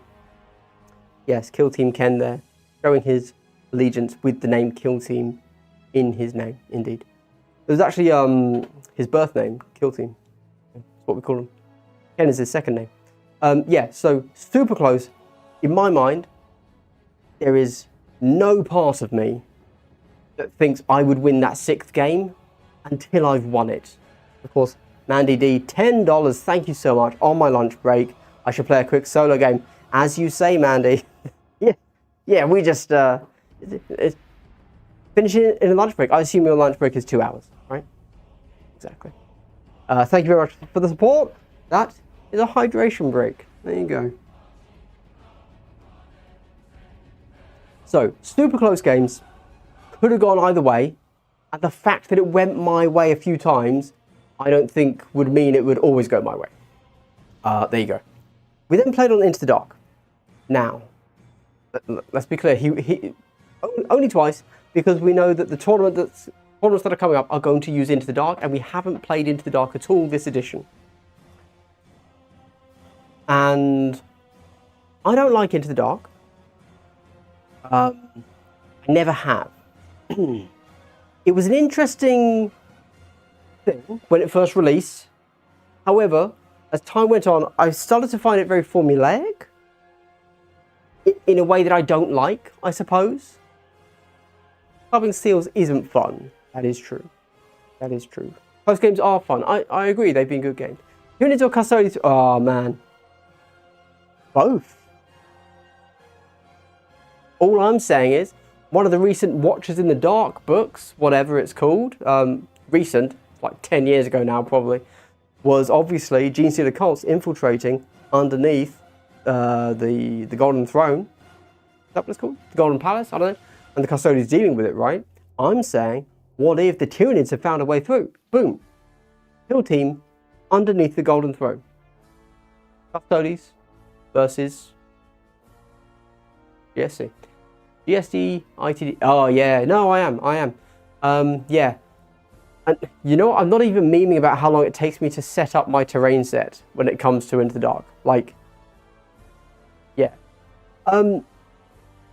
So, keeping in mind, I've come off a 2-game losing streak as well on Into the Dark. That might be it. That's right, Painted My Clip It. I've confirmed Tyranids versus Custodians box set. There you go. 100%. If one is to trust Varric, he suggests that Blood Angel Tyranids were missing because they could be in Kill Team box and it GS miniatures on Terminator? Also maybe a clue? Don't know what GS miniature. But yeah, Arena was what got me. Oh no, I loved Arena. I was an Arena stan, loved it, 100%. I'm right there with you. My greatest shame is that I never got to play on Pariah Nexus, but you know what happened when I moved house? I still have all of my Arena and Pariah Nexus boards. I should pull those bad boys out and actually play on them. That sounds like a riot. However, 4 APO Custodians should come back, that is facts. I love how people theorize that the theme of the KT box as if GW ever does themes. Are you telling me that Vespids versus Aquilons is not classic GW theme? That Wreckers versus Rattlings isn't a classic GW theme? How dare you, sir? In White Dwarf 91, there was the famous Rattling Hill Bruiser. You get it. I'm making fun of it. Yeah, you're right. They don't. They rarely do. Yeah. New Anniversary Mini is a genius with a tone. That is true. That is true. Yes, thank you. That's a cool looking Gene Stealer. One of the best ones they've done. So he's killing me like one guy. So yes. So the 5 is the minimum number it can be. However, that can be 1 Custody and like 4 Sisters of Silence, perhaps. I'm falling over my chair, sorry. Right. Okay, so basically, I've lost my track with the Into the Dark thing, but I don't like it at all. There you go. And for me to tell you why, I'd have to write it down, because that's just how my brain works. And if I just say it now, I'm going to forget things. But basically, I do not like the way that the current version of Counteract interacts with everything on Into the Dark. And as my opponent said, Angels of Death being able to counteract twice, not even for a CP, you just take a piece of equipment for that, just totally changes them. Now, when it's elites versus elites, it may be different because, of course, you don't get as many counteracts, etc. But his guard was punishing.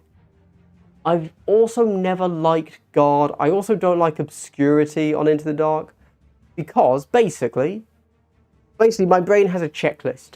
I don't understand guard. I don't understand doors. The one thing I've learned about Into the Dark, this could be a skill issue. Yes, you're right. The one thing I've learned about Into the Dark is as soon as somebody moves into a room, you can obscuring shot them. There you go. There's an angle. Every door has an angle where you can be obscured and you can shoot them. And all they did was move into the room. And I hate it. Even when let's be clear, I did it in today's game. I got an obscured shot. I moved up, I shot him, he couldn't shoot me. Even though he was on guard. I then fluffed the roll. That might have added to my soul, but it's not the point. But it's just like, oh. Great skill. I genuinely think that due to some of the ways that the mechanics on Into the Dark and Counteract with elites currently work, Into the Dark is not a good format of the game. And when I say not good, I want to be very clear. I really think it's absolute fucking AIDS. Okay, there you go. I did a very good job at not being salty. Now, if you want a slightly better explanation of that, I would recommend that you check out Turning Point Tactics. Ryan there, who will be the TO this Sunday for the UKTC up in Nottingham. He did a much less salty. He's a very composed man, let me tell you that. I've played on Into the Dark twice and I'm ready to burn the fucker down. I'm outraged by it, to be honest with you. But yeah, basically, so he did, it was like an hour and a half, 2-hour video, something like that, explaining his view as a high-level player. So a whole bunch of stuff I don't know about and completely irrelevant to me. Because I don't play against S-tier teams. Until this tournament, where I'm sure I get absolutely smashed by a bunch of teams I refuse to play against normally, and it's going to be really painful, probably on Into the Dark as well. And he does a very good job of breaking down. He was doing the changes he thinks this edition needs, and when he's talking about kind of Warp Coven and Legionaries, he starts talking about shenanigans that all elite teams can do, but he's obviously referring to these two teams, on Into the Dark. It's just a whole bunch of stuff. And so basically today I had to face a bunch of those shenanigans, which I normally don't have to face. Now, I'm not saying I played perfectly, obviously. You can always modify things, I suppose. But, as in, I could have modified... So, specifically, Blades of Cain into Angels of Death on Into the Dark, I think that if both of you know the map and the matchup, there is absolutely no way the Blades of Cain can win that match. And I think Blades of Cain probably have a better chance than a lot of 2 APL teams to do it as well, if I'm honest. It's a bit mad, genuinely. And, yeah. I'm actually not too salty because I know that I will never ever have to play Into the Dark again after this month. Because if they continue to use Into the Dark in tournaments, I just won't go to that tournament. And I'm cool with that. I've signed up to the 2 this month. I'm done.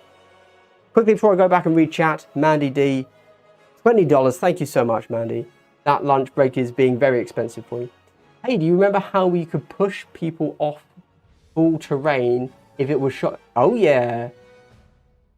So, I say, oh, yeah. The falling rule, what was it called? It was just fall? But yeah, basically, the falling roll, if you roll a 1, was the rule I always forgot. Whether I was shooting or being shot, I would always forget that if you're within an inch of the edge or whatever it was, you have to take a full roll. That was the good times. Oh, I'm sure that the Pariah Nexus map, because it has like these big, like, plasma, I don't know, Necron energy things. I'm sure you could fall into those as well. God, I love Kill Team 18. Oh, this building, where are you, my sweet love? Which?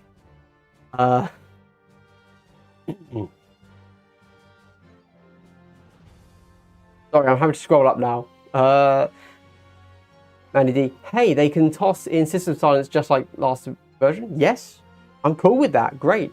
1 Custodian, 4 Sisters would be an amazing team. I'd love to play that. Oh. Okay, quick aside. Quick aside. This is how I buy things. We don't have that team. That team's never going to exist. You know what I do? I think, oh, that would be fun. And so I immediately go and buy Sisters of Silence or something. I just had that urge, that compulsion. This is why I'm broke. This is why I need Patreon. Right. Gossip, you were saying you didn't like it because you had a 2-game... Yes. You've seen through my thin veneer, Mandy. Well done. Yeah. 5 Sisters of Silence and a Custodian's glances towards your board as a stratagem. Great. Give me Glance of the Emperor. Give me mild disdain of the Emperor's left foot. You know, that could be a relic that they carry on them. Hell yeah, give me that. That would be too powerful, obviously. The Emperor's involved. Of course, can you at least one enemy model? I hope with the new releases for Emperor's Children and Eldar getting a kill team box with them as opponents. You know, Advent Soul, anything's possible. Except that. That's not happening. Yeah, there you go. I'm just letting you know that. That's not... Kill Team doesn't do that. Kill Team... GW is not very good at tying 40k and Kill Team theme together, if I'm honest with you. Just throwing that out there. I hope the new release... Oh, you just read that? Laugh. You know what, Tabletop Impulse? Yes. Yes. I haven't actually played on Beta Decima since it actually had the visibility it went from obscuring to no visibility. However, right now I would rather play on Beta Decima. However, I don't think Beta Decima is good. I also want to throw that into the mix. Yeah, I don't know, man. They tried to do something with it, and I'm sure that the team made the best of a bad situation because they just got given a terrain kit and they were like, oh, okay, all right, and got given a board and it's like, all right then, I guess we'll do something. I'm not sure if it's the way to go, if I'm honest. I'd rather play on Volcus or some random open, but you know what? I should play on Beta Decima again this edition so that I give it its fair shake. It is, in a sense, a little bit of a downer that at Worlds they didn't play on Beta Decima. It almost delegitimizes it, but they did play on Into the Dark, which is bullshit. I mean, go and listen to Ryan, again, Turning Point Tactics. He straight up says in the video that at Worlds, you know, in a very matter-of-fact way, he wasn't salty at all. He's just like, yep, this is the current game. You know, this is something they should probably change. He's way better at taking it. I'm a salt lord. He's not. He's very mild, very mellow. Just very matter-of-fact, and just straight up says, I knew that if I would draw Into the Dark against X teams, I literally could not win. I was like, oh, okay. Great state of the game. sorry, quickly, because there are new players in here, I want to be really, really quick about this. I might be sounding salty, and I agree. The S tier, shit game. The game I play, fucking love it. There you go. I don't play against the S tier teams. I don't play on Into the Dark. I'm loving the game I play. To clarify, I do play into elite teams, right? I've played into Nemesis Claw, I've played into Angels of Death, I've played into Phobos. So it's not that all of the elite teams are broken. You know what? Let me crack it open for you. Sorry. I'll shrinkify myself a smidge. Go on to Battle Kit. Open this battle. Oh, you can't see it. Hold on. Open this up. Go to C tier list. You see this S tier? Warp Coven, Legionary, Inquisitorial Agents, Novitiates. Don't play them. There you go. Congrats, you're now having a fun game that you actually enjoy. That simple. There you go. Go ahead. You're welcome, I've gifted it to you. That's the game I play. Purely coincidental, nobody around me plays those 4 teams. That's it. It's not like we've actually banned it. One of them would like to play Legionaries, but we haven't told him no, you can't. But I think he got the message. I think he figured it out. So he has just stopped playing them. There you go. So I naturally just have no S tier teams around me. I'm not playing S tier teams either, and I'm loving the game. I think for me right now, the game is better than ever. Is the game actually better than ever? I don't know, man. I don't know. I'm going to take the piss out of it either way. Whether the game's good or bad, I'm going to make fun of it. But all I'm saying is when I listen to the S tier players, the top ITC players, the game sounds like an absolute nightmare that I would hate to play. But the game I am actually playing is brilliant. I just want to make that really clear. I think it's very important we make that distinction. As a recent World Eaters aficionado, I hope we get a World Eaters team soon personally. The Plague Marine Kill team gave me hope for God-specific CSM teams. I think that there has been a slight rumour about something Khorne coming. Yeah.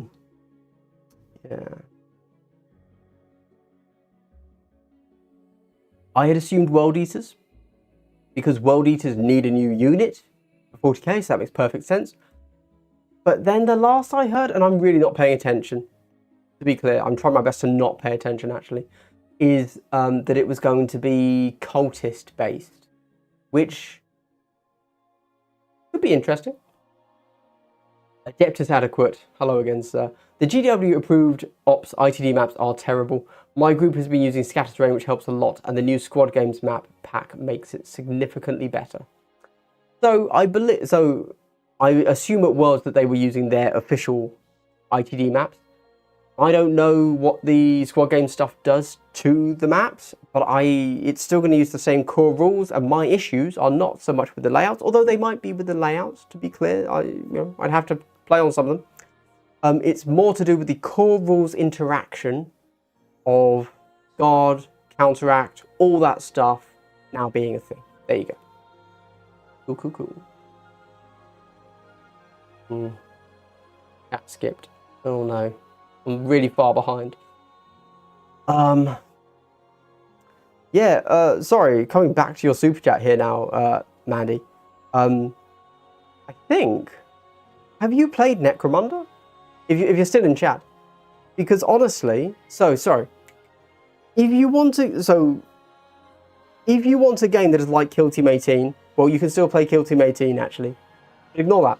But if you can't do that, I hear that one-page rules skirmish firefight is similar because when it was made, it was around that time. It's kind of based on it. However, I think Necromunda is probably more your game.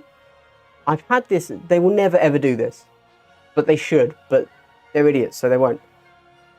I would love a beginner's Necromunda. So keep doing all the crazy stuff with Necromunda, where you can do all that crazy list building and stuff, but then also give me, I don't want to call it a tournament Necromunda set, but give me a beginner's Necromunda set. So really stripped down list building options. and basically give me like, you know, still keep credits. Credits are cool, but just don't give me the crazy stuff. Take out all of the stuff that's broken from Necromunda, and then make that my list build. Like, it doesn't have to be expansive. It can just be like, call it Necromunda Pit Fighter, right? Or you know, Necromunda Arena, right? And take out all the broken stuff that ruins the game.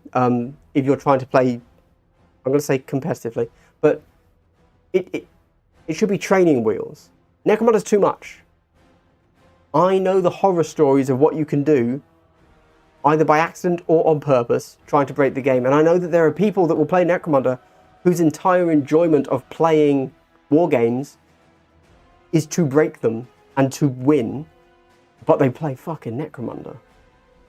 Horrifying idea, but it's what they do. And give me that training wheels. Give it a spin, give it a thematic spin, right? Give it a slant, and make it, you know, whatever. Make it, as I just said, Necromunda Arena, Necromunda Pit Fighter, whatever. Take away all the crazy stuff. Make it actually balanced. Keep the list building so I can be a Juve, a Ganger, a Spyro, whatever, right? All of that's still in the game. Give me the different houses. They have their one... I'm almost saying, I realise I'm saying it, but Kill Teamify Necromunda, I would play that game. There you go. I would play the heck out of that game. Anyway, I would love that. I would love that. Right, sorry. To me, ITD is the game. Yes, I was aware that Major Tom, you're indeed pro ITD. Play it since the new edition, though. I'm going to be very salty if they've wrecked. Keep in mind, I never really liked Into the Dark. I never mained it. I was always mainly Octarius, but I never had a huge passion for it. It could just be the way that my brain works. Also, I believe that only elites are broken on Into the Dark. So if you're not playing elites, it's the same, is my understanding. There you go. I did mention the 4 6s, yes. I did, yeah. I rolled 4 3s, but I have Ceaseless. And I needed a crit to get that kill. Otherwise, I die in 2 hits. And he'd only rolled 2. I turned off his rerolls. He had a brutal weapon, so I couldn't parry him. I needed a crit for my first attack to be a parry. I picked up all 4 dice, all 4 hits. Fishing for that 6. I rolled 4 6s. It was a truly amazing roll. And I still lost. That's how broken elites are on Into the Dark. There you go. Haha, Willis Building was the part I hated. Oh my god. Mandy, you're tearing my heart apart. How could you? I love this building. Fair enough. Fair enough though. But I think that what I really liked about this building was kind of me and Birinid. Birinid more so than me. He had a much more technical mind for that sort of thing. But it was something I enjoyed a lot as well. Birinid referenced it as building an engine, right? That was something he always enjoyed. I never got quite that deep. He would be focused on one strat. He was like, this is the thing you're going to do. Your whole list does this, the one thing that this one operative does. And if that operative dies, you lose the game. Whereas I was a little bit more, I think this is, you know, a good mix, but I just really enjoyed this building. Anyway. List building is in your... Yeah, indeed. Yeah, I know. Inquisition agents. The problem is, all of the current S tier, right, including Inquisition, I know that I slag Inquisition off a lot. But you're right, they are the list building team, and they do have some interesting shenanigans. They need to be knocked down a peg, but then, even once they're like in line, in my opinion, for all of the current S tier teams, if anybody gets a win with them, we will only ever refer to now and say, oh, well, they're still broken. You know, still too strong. You remember how they were. So, genuinely, I can't stress enough to you how much I think the game being out of balance wrecks the game. Yeah, because people just want to play cool models, man. But if you make those models so out of balance that they can't play them out of politeness to their friends, you don't have a game. Cool. Right. The problem with one Custodian Force is that Custodians fans hate women. Well, that is amusing. That is amusing. I can't lie. Can't lie. Although the dots, the ellipses, the extended ellipses from Mandy is... Yeah. Got Melville. Hey, Glass. I've got a Hunterclade kill team painted up, but I haven't played yet. Rustalkers and Vanguard. Should I be scared for their... I've already done that. That'll be... I think that's already uploaded. That's probably going to be tomorrow's one.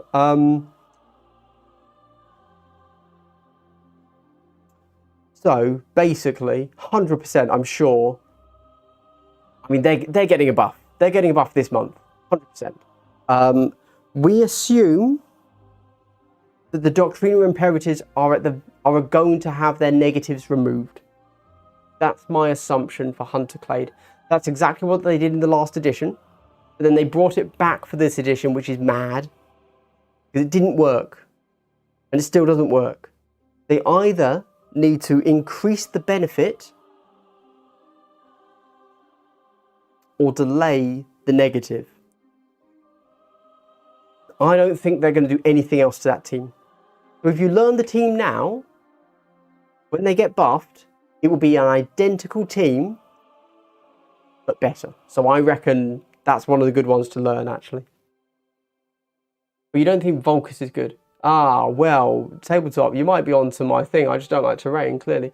No, I've come around on Volcus. So Volcus, it's a very heavily skewed map, but I don't think it is bad. I don't think it's the best it could be, but I accept it for what it is. There you go. There you go. Yes, I accept it for what it is and what it does to the game. However, for anybody, I suppose I was hoping for it to be a little bit more shooting friendly, but there's so much heavy that it just isn't. And it's very dominated by melee. And I'm always of the opinion that the game is supposed to be about shooting. It's a shooting game. Otherwise, we don't need line of sight. We can get rid of that flowchart mania and we can just fight, right? Because the fighting system's fun. That's a good system. I'd love to see the fight system in other systems, you know? Fight system in other systems. But yeah, there you go. So I have come to accept it for what it is. It was not what I originally expected, though. It would probably be... It is just a big skew on the game. The current tier lists probably shouldn't be that if you're not playing on Volcus. That's all I'm saying. Which is fine. Which is fine. The Betty Decima terrain looks good, but yeah, never thought that bought that one. Seemed weird. Yeah, I don't really like that sector manufactorum look, to be honest. I've got a third place in local tournament with 10 Cthulhu Gene Stealers. Nice. Second was Breaches and first were Custodians. Well, this wasn't this edition. I know that much. That's very cool. I used to like 10 Gene Stealers. They were great. Was it 10? It must have been 2 5s. Yeah, nice. So, Beta Decima bad, ITD bad, Volcus okay. How's Octo? I've only played an Octo once, and it was a weird one. So I won't comment on that as being like proof I've played it. So I've played almost all of my games this edition on Volcus specifically, to be clear. I've played on Into the Dark 3 times, and I've played on Weird Octarius once. And that was the weird game up at Warhammer World. It was only half of Octarius. Guys, if you're going to Warhammer World, their kill team setups are terrible. Or the terrain they give you. You have to like steal from other boards. I don't think they know how to play kill team up at Warhammer World, which is very strange. But yeah. Not in the tournaments, to clarify. I mean on like it was a random game day. I'm sure it's fine though. Like the game hasn't changed that much. I'm sure Octarius is still good, and you should just change the oil pump for something else. BD needs the swimming rules. Oh yeah, the narrative swimming rules they gave us. You mean that?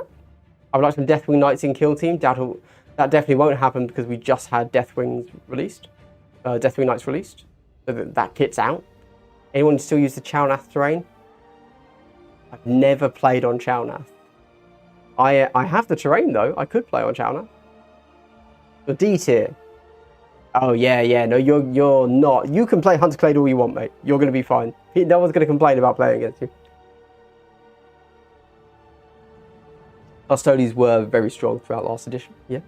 Hitting on 2s. Oh, my dream. That's why I should play Custodies. I don't like fading rolls. I should just play Custodies. I hate that people say elites are broken, but what they mean is Marines. My boys' wreckers didn't do nothing. So, the thing is, Pyrotech Circle are also pretty busted, it seems. And if I'm honest, so are elves. I think elves are really strong. They might not be broken. I would agree with that, but once Marines get nerfed, I think you're going to see the other elite teams rise to the top really quickly because they're being held back by incredibly strong Marines. So I reckon they might not be broken now. In a month's time, they'll be broken. We'll all be saying, oh my god. I hate that people say, oh yeah, just read that. CT Silver. Friend and I have been playing weekly for 3-4 months. Don't have any of the official terrain sets, so build a new board with what we have every game. Perfect. That's what the game should be. Who cares? Who cares if it's good? That is how the game should be. As a community, we got really into having somebody set out the board for us in the last edition because GW refused to. And so people released their map packs, and those got great feedback. They were really good. Obviously, everybody used Turning Point Tactics map pack for Octarius. So that was really good because we needed it as a community. I will say though, the art of setting up a board was completely lost as a skill set that I owned because I would just go straight to that map pack, and I wouldn't even think about terrain setups. Even though I was someone that did multiple terrain setup advice videos back in the past. I think that we need to move away from that. We shouldn't always fall back on just setting up exactly as Volcus is. But you know what? I like that I can not think when I set up the board. And if the board's uneven, it's not my fault. Blame GW. This is the official thing. And also when you then tell someone we were playing on Volcus, they have a slight frame of reference. Instead of, oh, we were playing with a few Diet Coke cans lying around, and like it was probably fine. We were playing on, Jenga and Legoland. I'll scream with World Eater to get a team just after I built World Eater's Legionaries. Why? That means you'll have two. Be fine. I've never got into it. Awesome models, but I'm already playing Kill Team and Big 40k. My partner. Oh yeah, okay, fair play. All right. I was about to say, I didn't know you were 40k. I know you're 40k because I see you in like Vanguard tactics streams and stuff. So I know you play 40k, obviously. Otherwise, why would you be there, right? Yeah, so 40k mainly. My hot take, Octarius was poor compared to Chalnath. I know that you like Chalnath, Major Tom. I never played on Chalnath, so I can't really comment personally. I can't argue with you on that one. But I will say everybody else hated Chalnath. I'm just saying it. And as you've just told me you like ITD, I'm kind of going with everybody else right now, if I'm honest. I don't want to be that guy. But yes, that's right, the Infernus engine, that's what I'm thinking of every time I think of it. Yeah, I like that, I like that. I did like the variety in Kill Team V1, but there were too many options and I don't have the mind to do that. I would just watch all your videos for what teams to build. It's really interesting. To me, that was the game. That was the game. And then Kill Team was fast enough to play that I could play what I just thought of and see if it worked. Whereas for me, 40k, I'm sure it still has the list building aspect, but then takes loads of time. And obviously I just didn't have enough of a mind for 40k to know if what I did worked one time as a one-off, or if it was good enough, or yeah. But that's because I didn't play the game, obviously. I need a proper Inquisition team. We have it. Inquisitorial agents. That's all we're getting. I get that one. I avoided playing Void Dancers at KT21, and I'm waiting on the data sheet to get my... Yeah, it's sad. We'd like to just play with our models. Well, there's a reason I have built all these orcs with hammers. Because you want to play an OP team. Didn't Wreckers just... No, they didn't win. Wreckers are doing pretty well in the recent tournaments we've had. Instead of nerfing the S tier, why not buff the low tier? That's not how it works. There you go. If the game's 100% and you have 8% that is too strong, why would you buff 92? Why would you change 92% of the rules when you can change 8% of the rules? Yeah.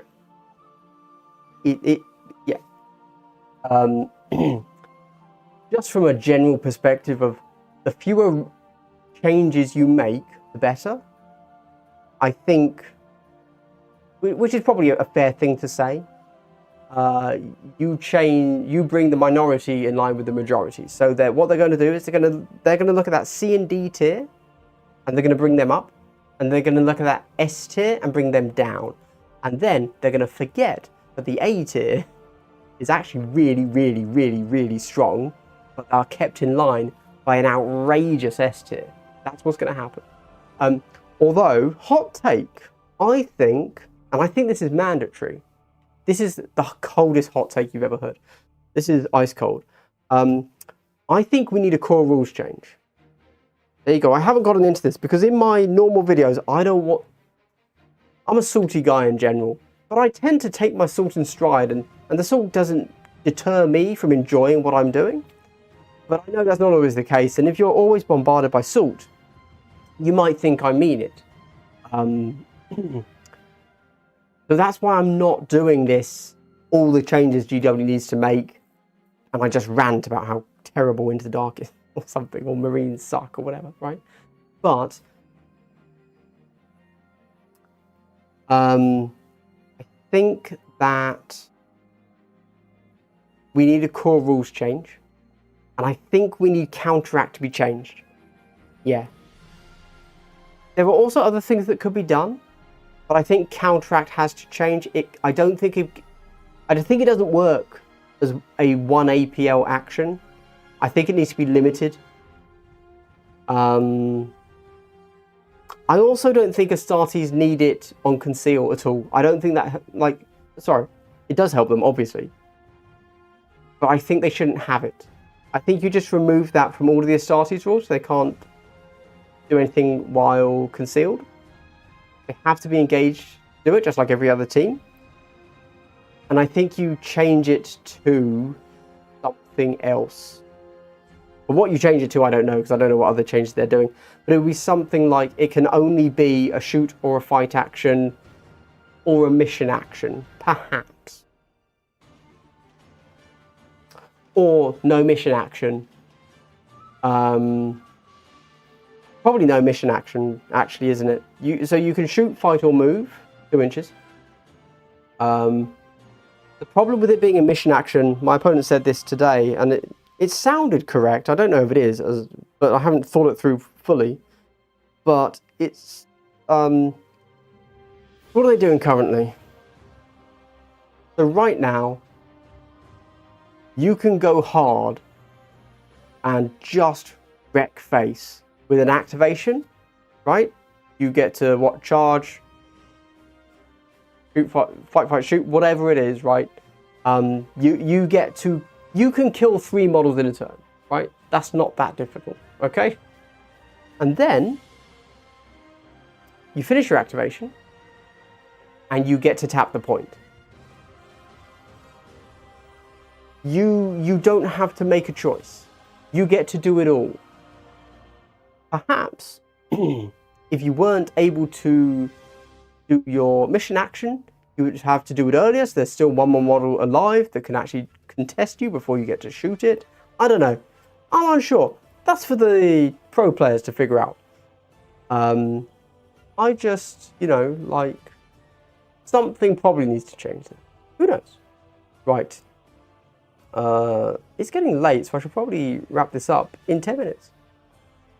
Instead of nerfing the S tier, why not buff the low tier? Ah, yes, I've already answered that. Chris, in my group, we play compendium teams to force everyone to make the grave pile of shame slightly smaller. Awesome. So, are you, out of curiosity, are you still just playing the old edition, or are you playing the compendium teams in the new core rules? They're very similar. There's almost no change, to be fair. So it doesn't really make a difference. You could easily make the move over without that big of a hassle. UVVA. Would you say you need to play all the terrain sets in order to play competitively? Oh, man. I do want to get into playing competitively, but I don't have access to playing Into Dark or Beta. So, no. Just understand that there are actually relatively large changes on those, like, depending on those boards. So, yes, they're very different. And if you don't have reps in on those boards, and you just go to a tournament, and they're like, oh, by the way, you're playing on Into the Dark now, you will almost certainly get rolled on that board, because you just don't know how the game works. And it is quite a significant change. Yes. However, if you never have to play on Into the Dark or Beta Desma, that's fine. Does Warhammer World worth a visit to UK? Oh, yeah, 100%. So I would recommend, you know, it's only a day thing, all right? You don't need to be there for the weekend, but I wouldn't say somebody should go there just to go to Warhammer World. You should be there to do other things, all right? But if you ever find yourself in the UK, it's worth taking a day to travel there and a day to see it, in my opinion. Yes, quite fun. They have a museum, like tour exhibition thing that you can zip around in 5 minutes, or you can spend an hour and a half going through and looking at everything. Big gaming space you'll be able to play at. Not always on weekends, it gets quite busy, and you have the Bugman's Bar. So yeah. I would recommend it, but don't come here just for Warhammer World. Try to tie it in. So, for example, if you're a kill teamer, because you watch my channel, I would hope so, maybe go to a Warhammer World tournament, but get here on the Friday, you know, assuming it's a weekend tournament, and on the Friday, do the whole thing, and then play Saturday, Sunday. Disgruntled vet. Can you give me a ride? Right. Once Marines get nerfed, the goats will be oppressive as all hell? Yeah, obviously. Because they're insane. Most of them are insane. They're all mad. All of that A tier are really, really good. Right? You know, I see that A plus and A tier. Yeah. I'm not sure I agree with this tier list from Kill Team Mercenarios. I have to get them on the call and say, guys, what the hell? What's going on? I've beaten one of these teams. It can't be an A plus ticket. Yeah. Each time like ITD and Chalice. Yeah. I have never played on Chalice. I probably should. As long as they don't have doors. Oh God. Am I the only person that really liked the point-based list building of first edition? If you've been here a little bit earlier, I was talking about how great I think that is. Yes, it's brilliant. I love it. Buffing is poison for the health of the game. As players, we should only ever want the nerfs.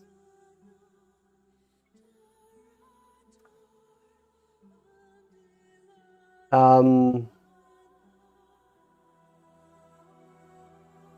know you've said this before, and I know that Phil has pushed back against you on his stream as well, I think. I obviously push back against the idea that you should balance to the top.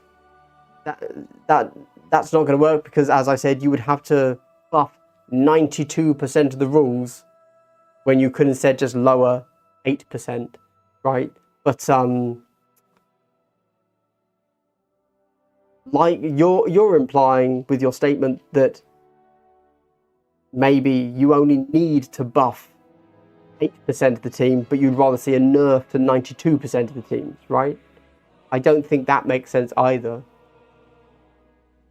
Maybe I don't understand, but no, Mandy, we don't want a poison buff. Poison. Those Death Guard are crazy good. We need something that hits them hard. Let me tell you that. Jeez. Jai-Man, I'm new to the game and I would just buy Deathcore because I think they look cool, awesome. I would love to see one of your shorts trying to elevate them lol. You are greatly helping my so their short is already done, but I haven't uploaded it yet. Haven't I? I must have.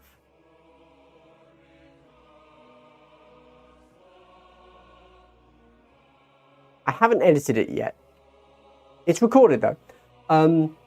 Man, Deathcore aren't in a great place. I'm sure they're going to get a buff though. But right now, it's a weird one because obviously the last edition doesn't matter. But basically what Kasrkin are now is what Deathcore used to be. Kasrkin kind of stole their identity a little bit. And Deathcore are now a little bit, a bit flat.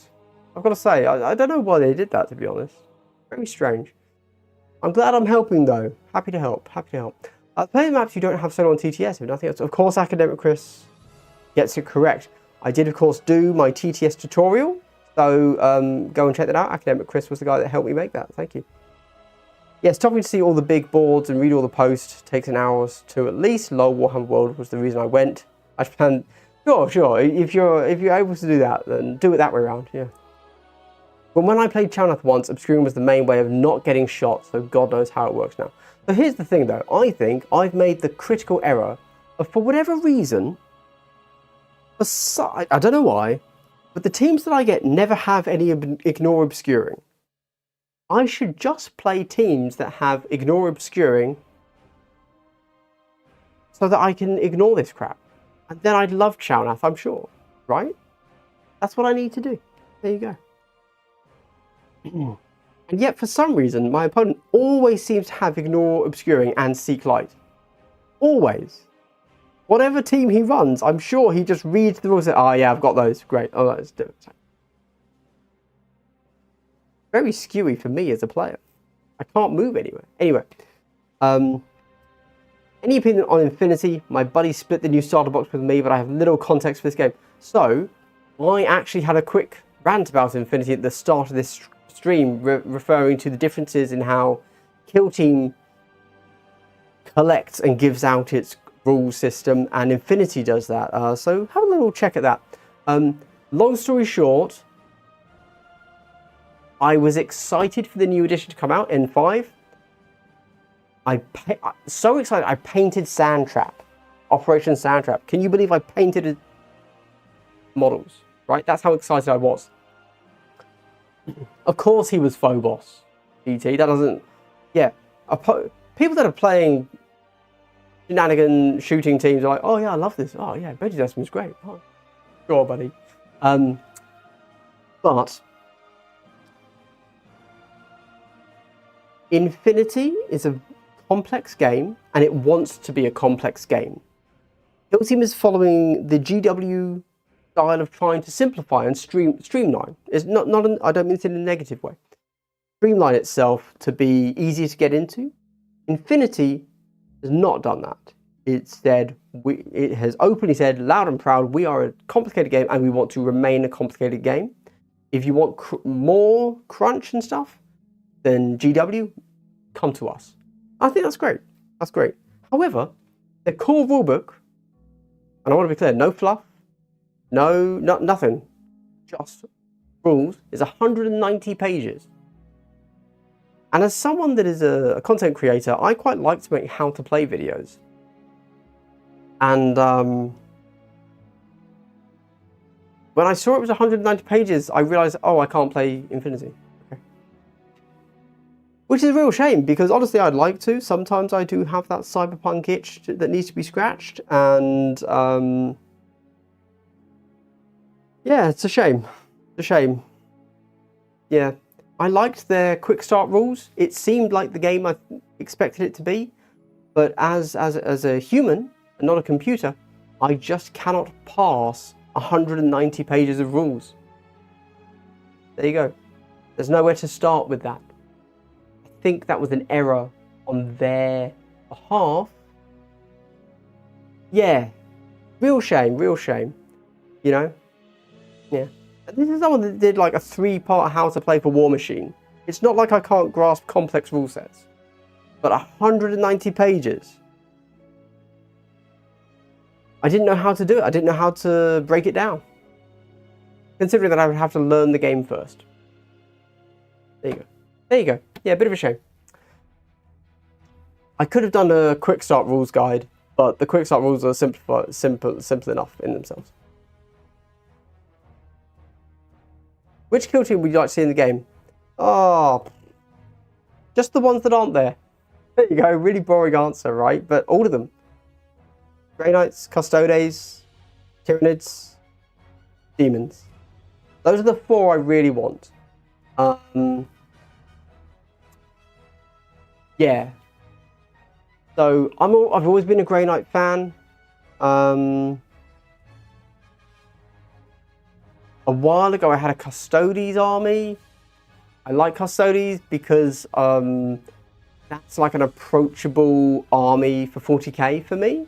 And despite how much I dislike 40k and how bad I am at it and all that stuff and how long it takes to play, etc., I still want to play it. Right? I want to like it. I don't, and I'm aware I don't, but that could change in the future. But obviously the first thing you should do is start with an approachable army, and so Custodes is always that. So yeah.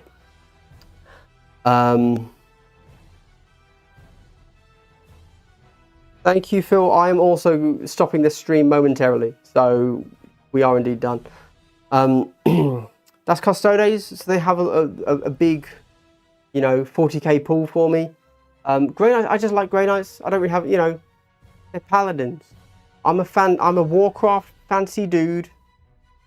I have a guy right back here. I have a Warcraft paladin. Psychic Knights, Magic Knights, magic in heavy armor. The truth is, we all have the masculine urge to put on a suit of heavy armor, covered in robes, and cast magic. That's how it is. That's life. That's life, and we have to embrace that. Tyranids, obviously. I love Tyranids.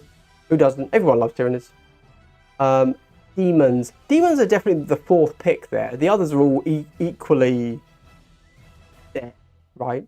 But Demons, I like the idea of. I think that a new kind of basic troop kit could pull people in. And it would pull me in. Actually, you know what? GW's Demons are really hit and miss for me. But I like the concept. But they don't always execute as they should. Oh.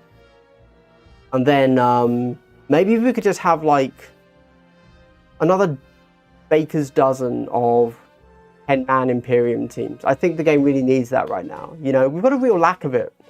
So, yeah. Don't have any of those. Yep. Over your wishlist, Tyranid Hive Guard team with all weapons. Right. Yeah, sure. It can shoot through doors on Into the Dark as well, right? Shoot through walls. Funny thing, Infinity is generally more expensive than the kill team. So, yeah. I used to be right on that bandwagon of hating GW pricing until I bought other games. I bought a crapload of War Machine and Infinity, and that cost me more than GW, and I got less for my money. Which is fine, because I just, you know, I love wargaming, right? I love having the little models, because they're little action figures, and they inspire my imagination elsewhere. So, I'm fine that I paid that money, right? You know what? It was more expensive. And when I then came back to GW, and for the same price, I got triple the number of models, I was like, yeah, okay, I'm going to stop complaining about pricing. Yeah, there you go. Because it then wouldn't be fair. Like, you know, there are channels that make their entire, the same, you know, that do their big GW pricing, crazy high, can you believe it, shock face, Pikachu, shock, whatever, thing, and they make more from that one video than they do from all of their other videos combined for like months, right? And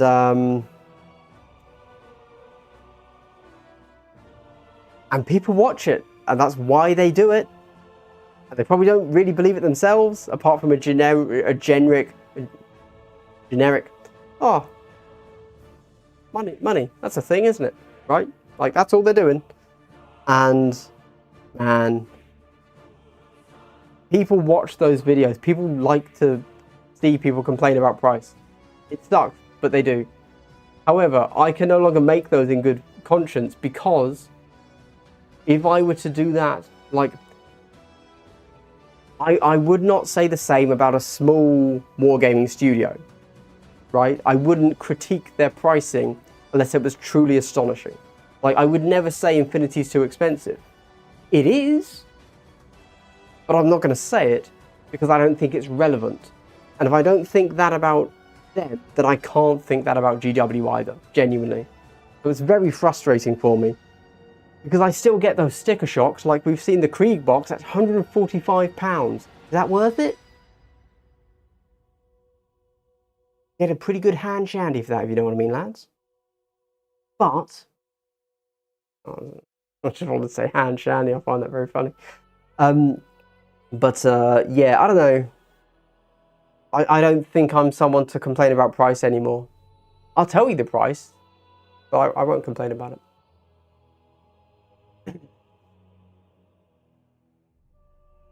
Infinity. The Sounds of Time. Yeah, already said goodbye. Lovely. CT. All I know about Infinity is there's a guy called a Jiz Samurai. Well, I don't think you're meant to. It's not a serious. Sorry, it's not a deadly serious game. It takes a lot of inspiration from anime and manga for its cyberpunk world. All of its women have high heels and big tits. That's fine. Game worlds can be that. It's an, you know, I'm all for. I'm fully on board. Team. If you haven't shot your game in the arm with a high dose of the male gaze, I'm probably not going to be into it. You know, I'm an ally, but I want to look at hot dudes and hot girls looking hot as they kill each other. I think that's okay. There you go. Anyway, you hobbies are cheap. Indeed, Brody. Very true, of course. You know, it's really... I don't know who it is that complains about the pricing. But, like, maybe they don't have other hobbies? I don't know. Because, yeah, if you get into a hobby, it's really expensive, really.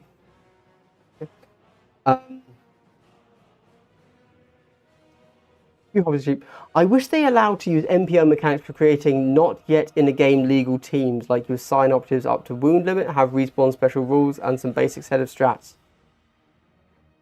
But you okay, so just to clarify, when you say that you want to do, but you would like to do that in a tournament. You want that custom built team to be tournament legal. That's what you're saying. Because my gut reaction was, but you could just do that now. I completely agree with you. That would be brilliant. I don't know why they don't do that, but of course I do know why they don't do that. Basically, that would almost be giving you the dev tools. This would be like when Warcraft 3 releases the map editor, right? This is, because if they give you that, they're basically, depending on how granular they get, giving you their algorithm to create teams, right? How much does a model cost? How much does 1 point in movement cost? How much does this ploy cost? Give everything a point cost. But you can make it cool and call it Imperial credits, whatever it is, right? And that there is the entire game. Except they package it up nicely for you, right? I agree they should do that. That sounds great.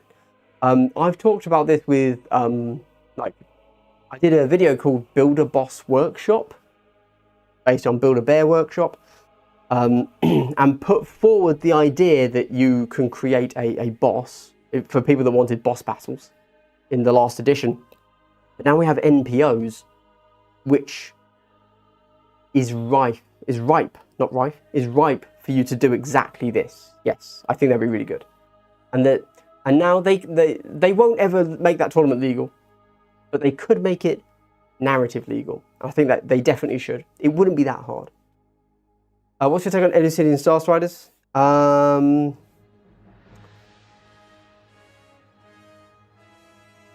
They're pretty good, but I don't personally have an interest in them. I have, however, I've done their gotcha team guide thing. They're short, so I know their rules. I haven't played as or against them this edition ever. I've never played as or against Ellucidian Star Striders. Did you know that? I've managed to match dodge that bad boy. Yeah. So I don't know. Yeah. I played them as and against them in Kill Team 18 though, back when I was an actual good player. I'm now not, so there you go. Oh, I'm dragging this one out. I do apologise. Once I catch up with chat, I am ending the stream, by the way, everybody. I'm gonna pass. I don't have anything productive to say about Ellucidian Star Striders, but their gotcha short is coming out soon. I just haven't edited it yet. Not even just male gays are looking at hot women too. Yes, of course, Manny. I know you know this. But the male gaze is a term. It's not doesn't have to actually just be a male doing the gazing.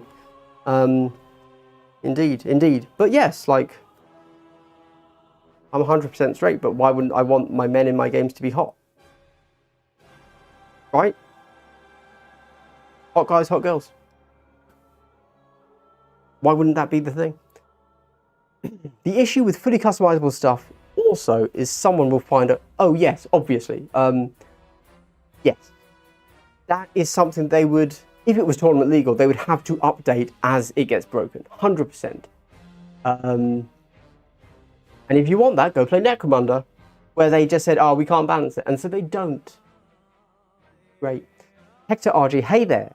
New to the hobby, hello. I have watched the video in which you talk about co-op missions. Sorry. Could you explain deeper the way you would correct the fact that... So if I'm...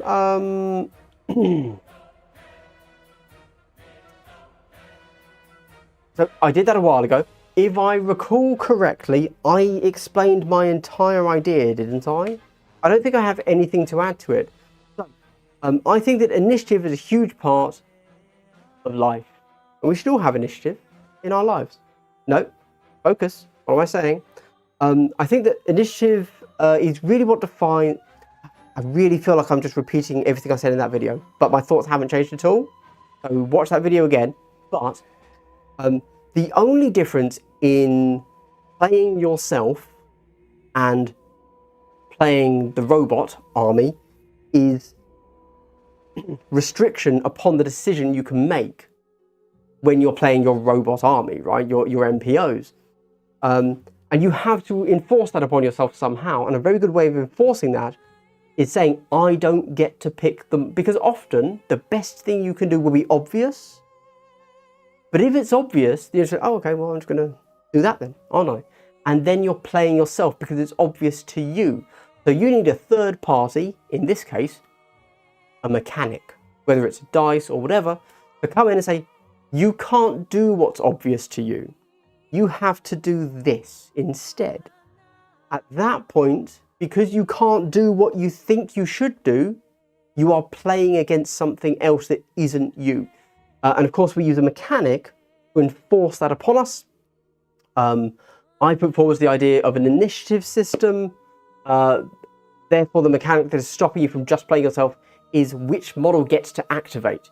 To you, it's going to be very obvious. Well, clearly, I should jump up here, shoot that guy, and then for my team, I'm dead, right? But that's you thinking. As soon as that gets taken away from you, you have to move this dude over here because that's the initiative card or the initiative number you rolled. You can't. You almost, in my opinion, shut off your brain from how do I play myself to what does this guy do? And in my mind, that little tweak is enough that you are then playing against... Why am I saying a robot? You are playing against something that isn't you. However, if you get to decide everything, you're playing against yourself. I can't really elaborate upon it more than that. Just number the guys 1 to 6, and then roll a d6. There you go. Easy. Keep chat going, and you never leave. So, honestly, yes. Yes, I am the size of streamer where if you just keep typing, I probably won't go. I don't have to go, so it's like, yeah, I've got no hard deadline, got no hard out. Oh yeah, goodbye, Major Tom. Have a good one. I'll probably see you in Phil stream tomorrow if I'm here. I don't know.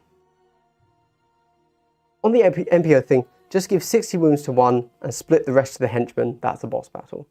Oh, sure. Yeah. You can always just buff up one dude. Yeah. For sure. That works. Why not? You know, I'd like to imagine that you could do something a bit more with it.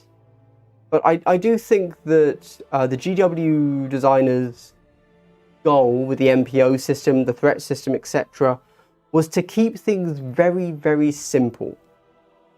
But intentionally so. I don't think that they wanted to do a full, in-depth, total solo game. They gave you the absolute basics, and if you want to do something with it, you can. But if they gave you, you know, a 5-page threat rule guide and a 5-page MPO behavior system and like super expanded how many operatives you can run, and almost made it like Necromunda on the operative selection side, right? I think that is a separate game to Kill Team, and it's not really. That could be a very fun game, but I don't think that's what they were trying to sell us on. I think they were trying to sell us on Kill Team can be played solo and co-op, and here's how you can do it. Because as soon as they've said, hey, you're allowed to do this, the world's your oyster. You can make any changes you want. Because it's just you and one friend. Right? Exactly as you say there, Arp, okay. Keep it streamlined and simple. Me personally, again, I do think an initiative system would have been good and would have only enhanced it. But it's not mandatory. The fact that I don't really like their threat principle thing to be the engine for the whole activation thing is irrelevant. Who cares? There you go. There you go. Right, I've made it to the end of chat. Everybody, thank you so much for coming along. If you made it to the end of the video, I'd like to give you a big triple hello. I've been talking for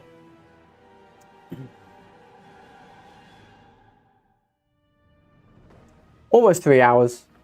Turning the music off. Everybody, thank you so much for coming along. This is my second Monday night live stream, and I hope to continue doing more. The idea is I always go live at 7:30, and I'm supposed to end at 9:30 if things are going well. 10. We're now at 20 past 10, so I slacked a bit. I apologise. Slack at large, thank you for the good stream. Okay, thank you. And I'm not 100% locking into every Monday. I might move it. Monday is just my starter for 10. I might try and do Sunday nights instead, or I might try and do Tuesdays, Wednesdays, Fridays. I don't know. But Monday is where I've begun. And I hope to do one a week until I can't. All right. Well, thanks for watching, everybody. You are cool.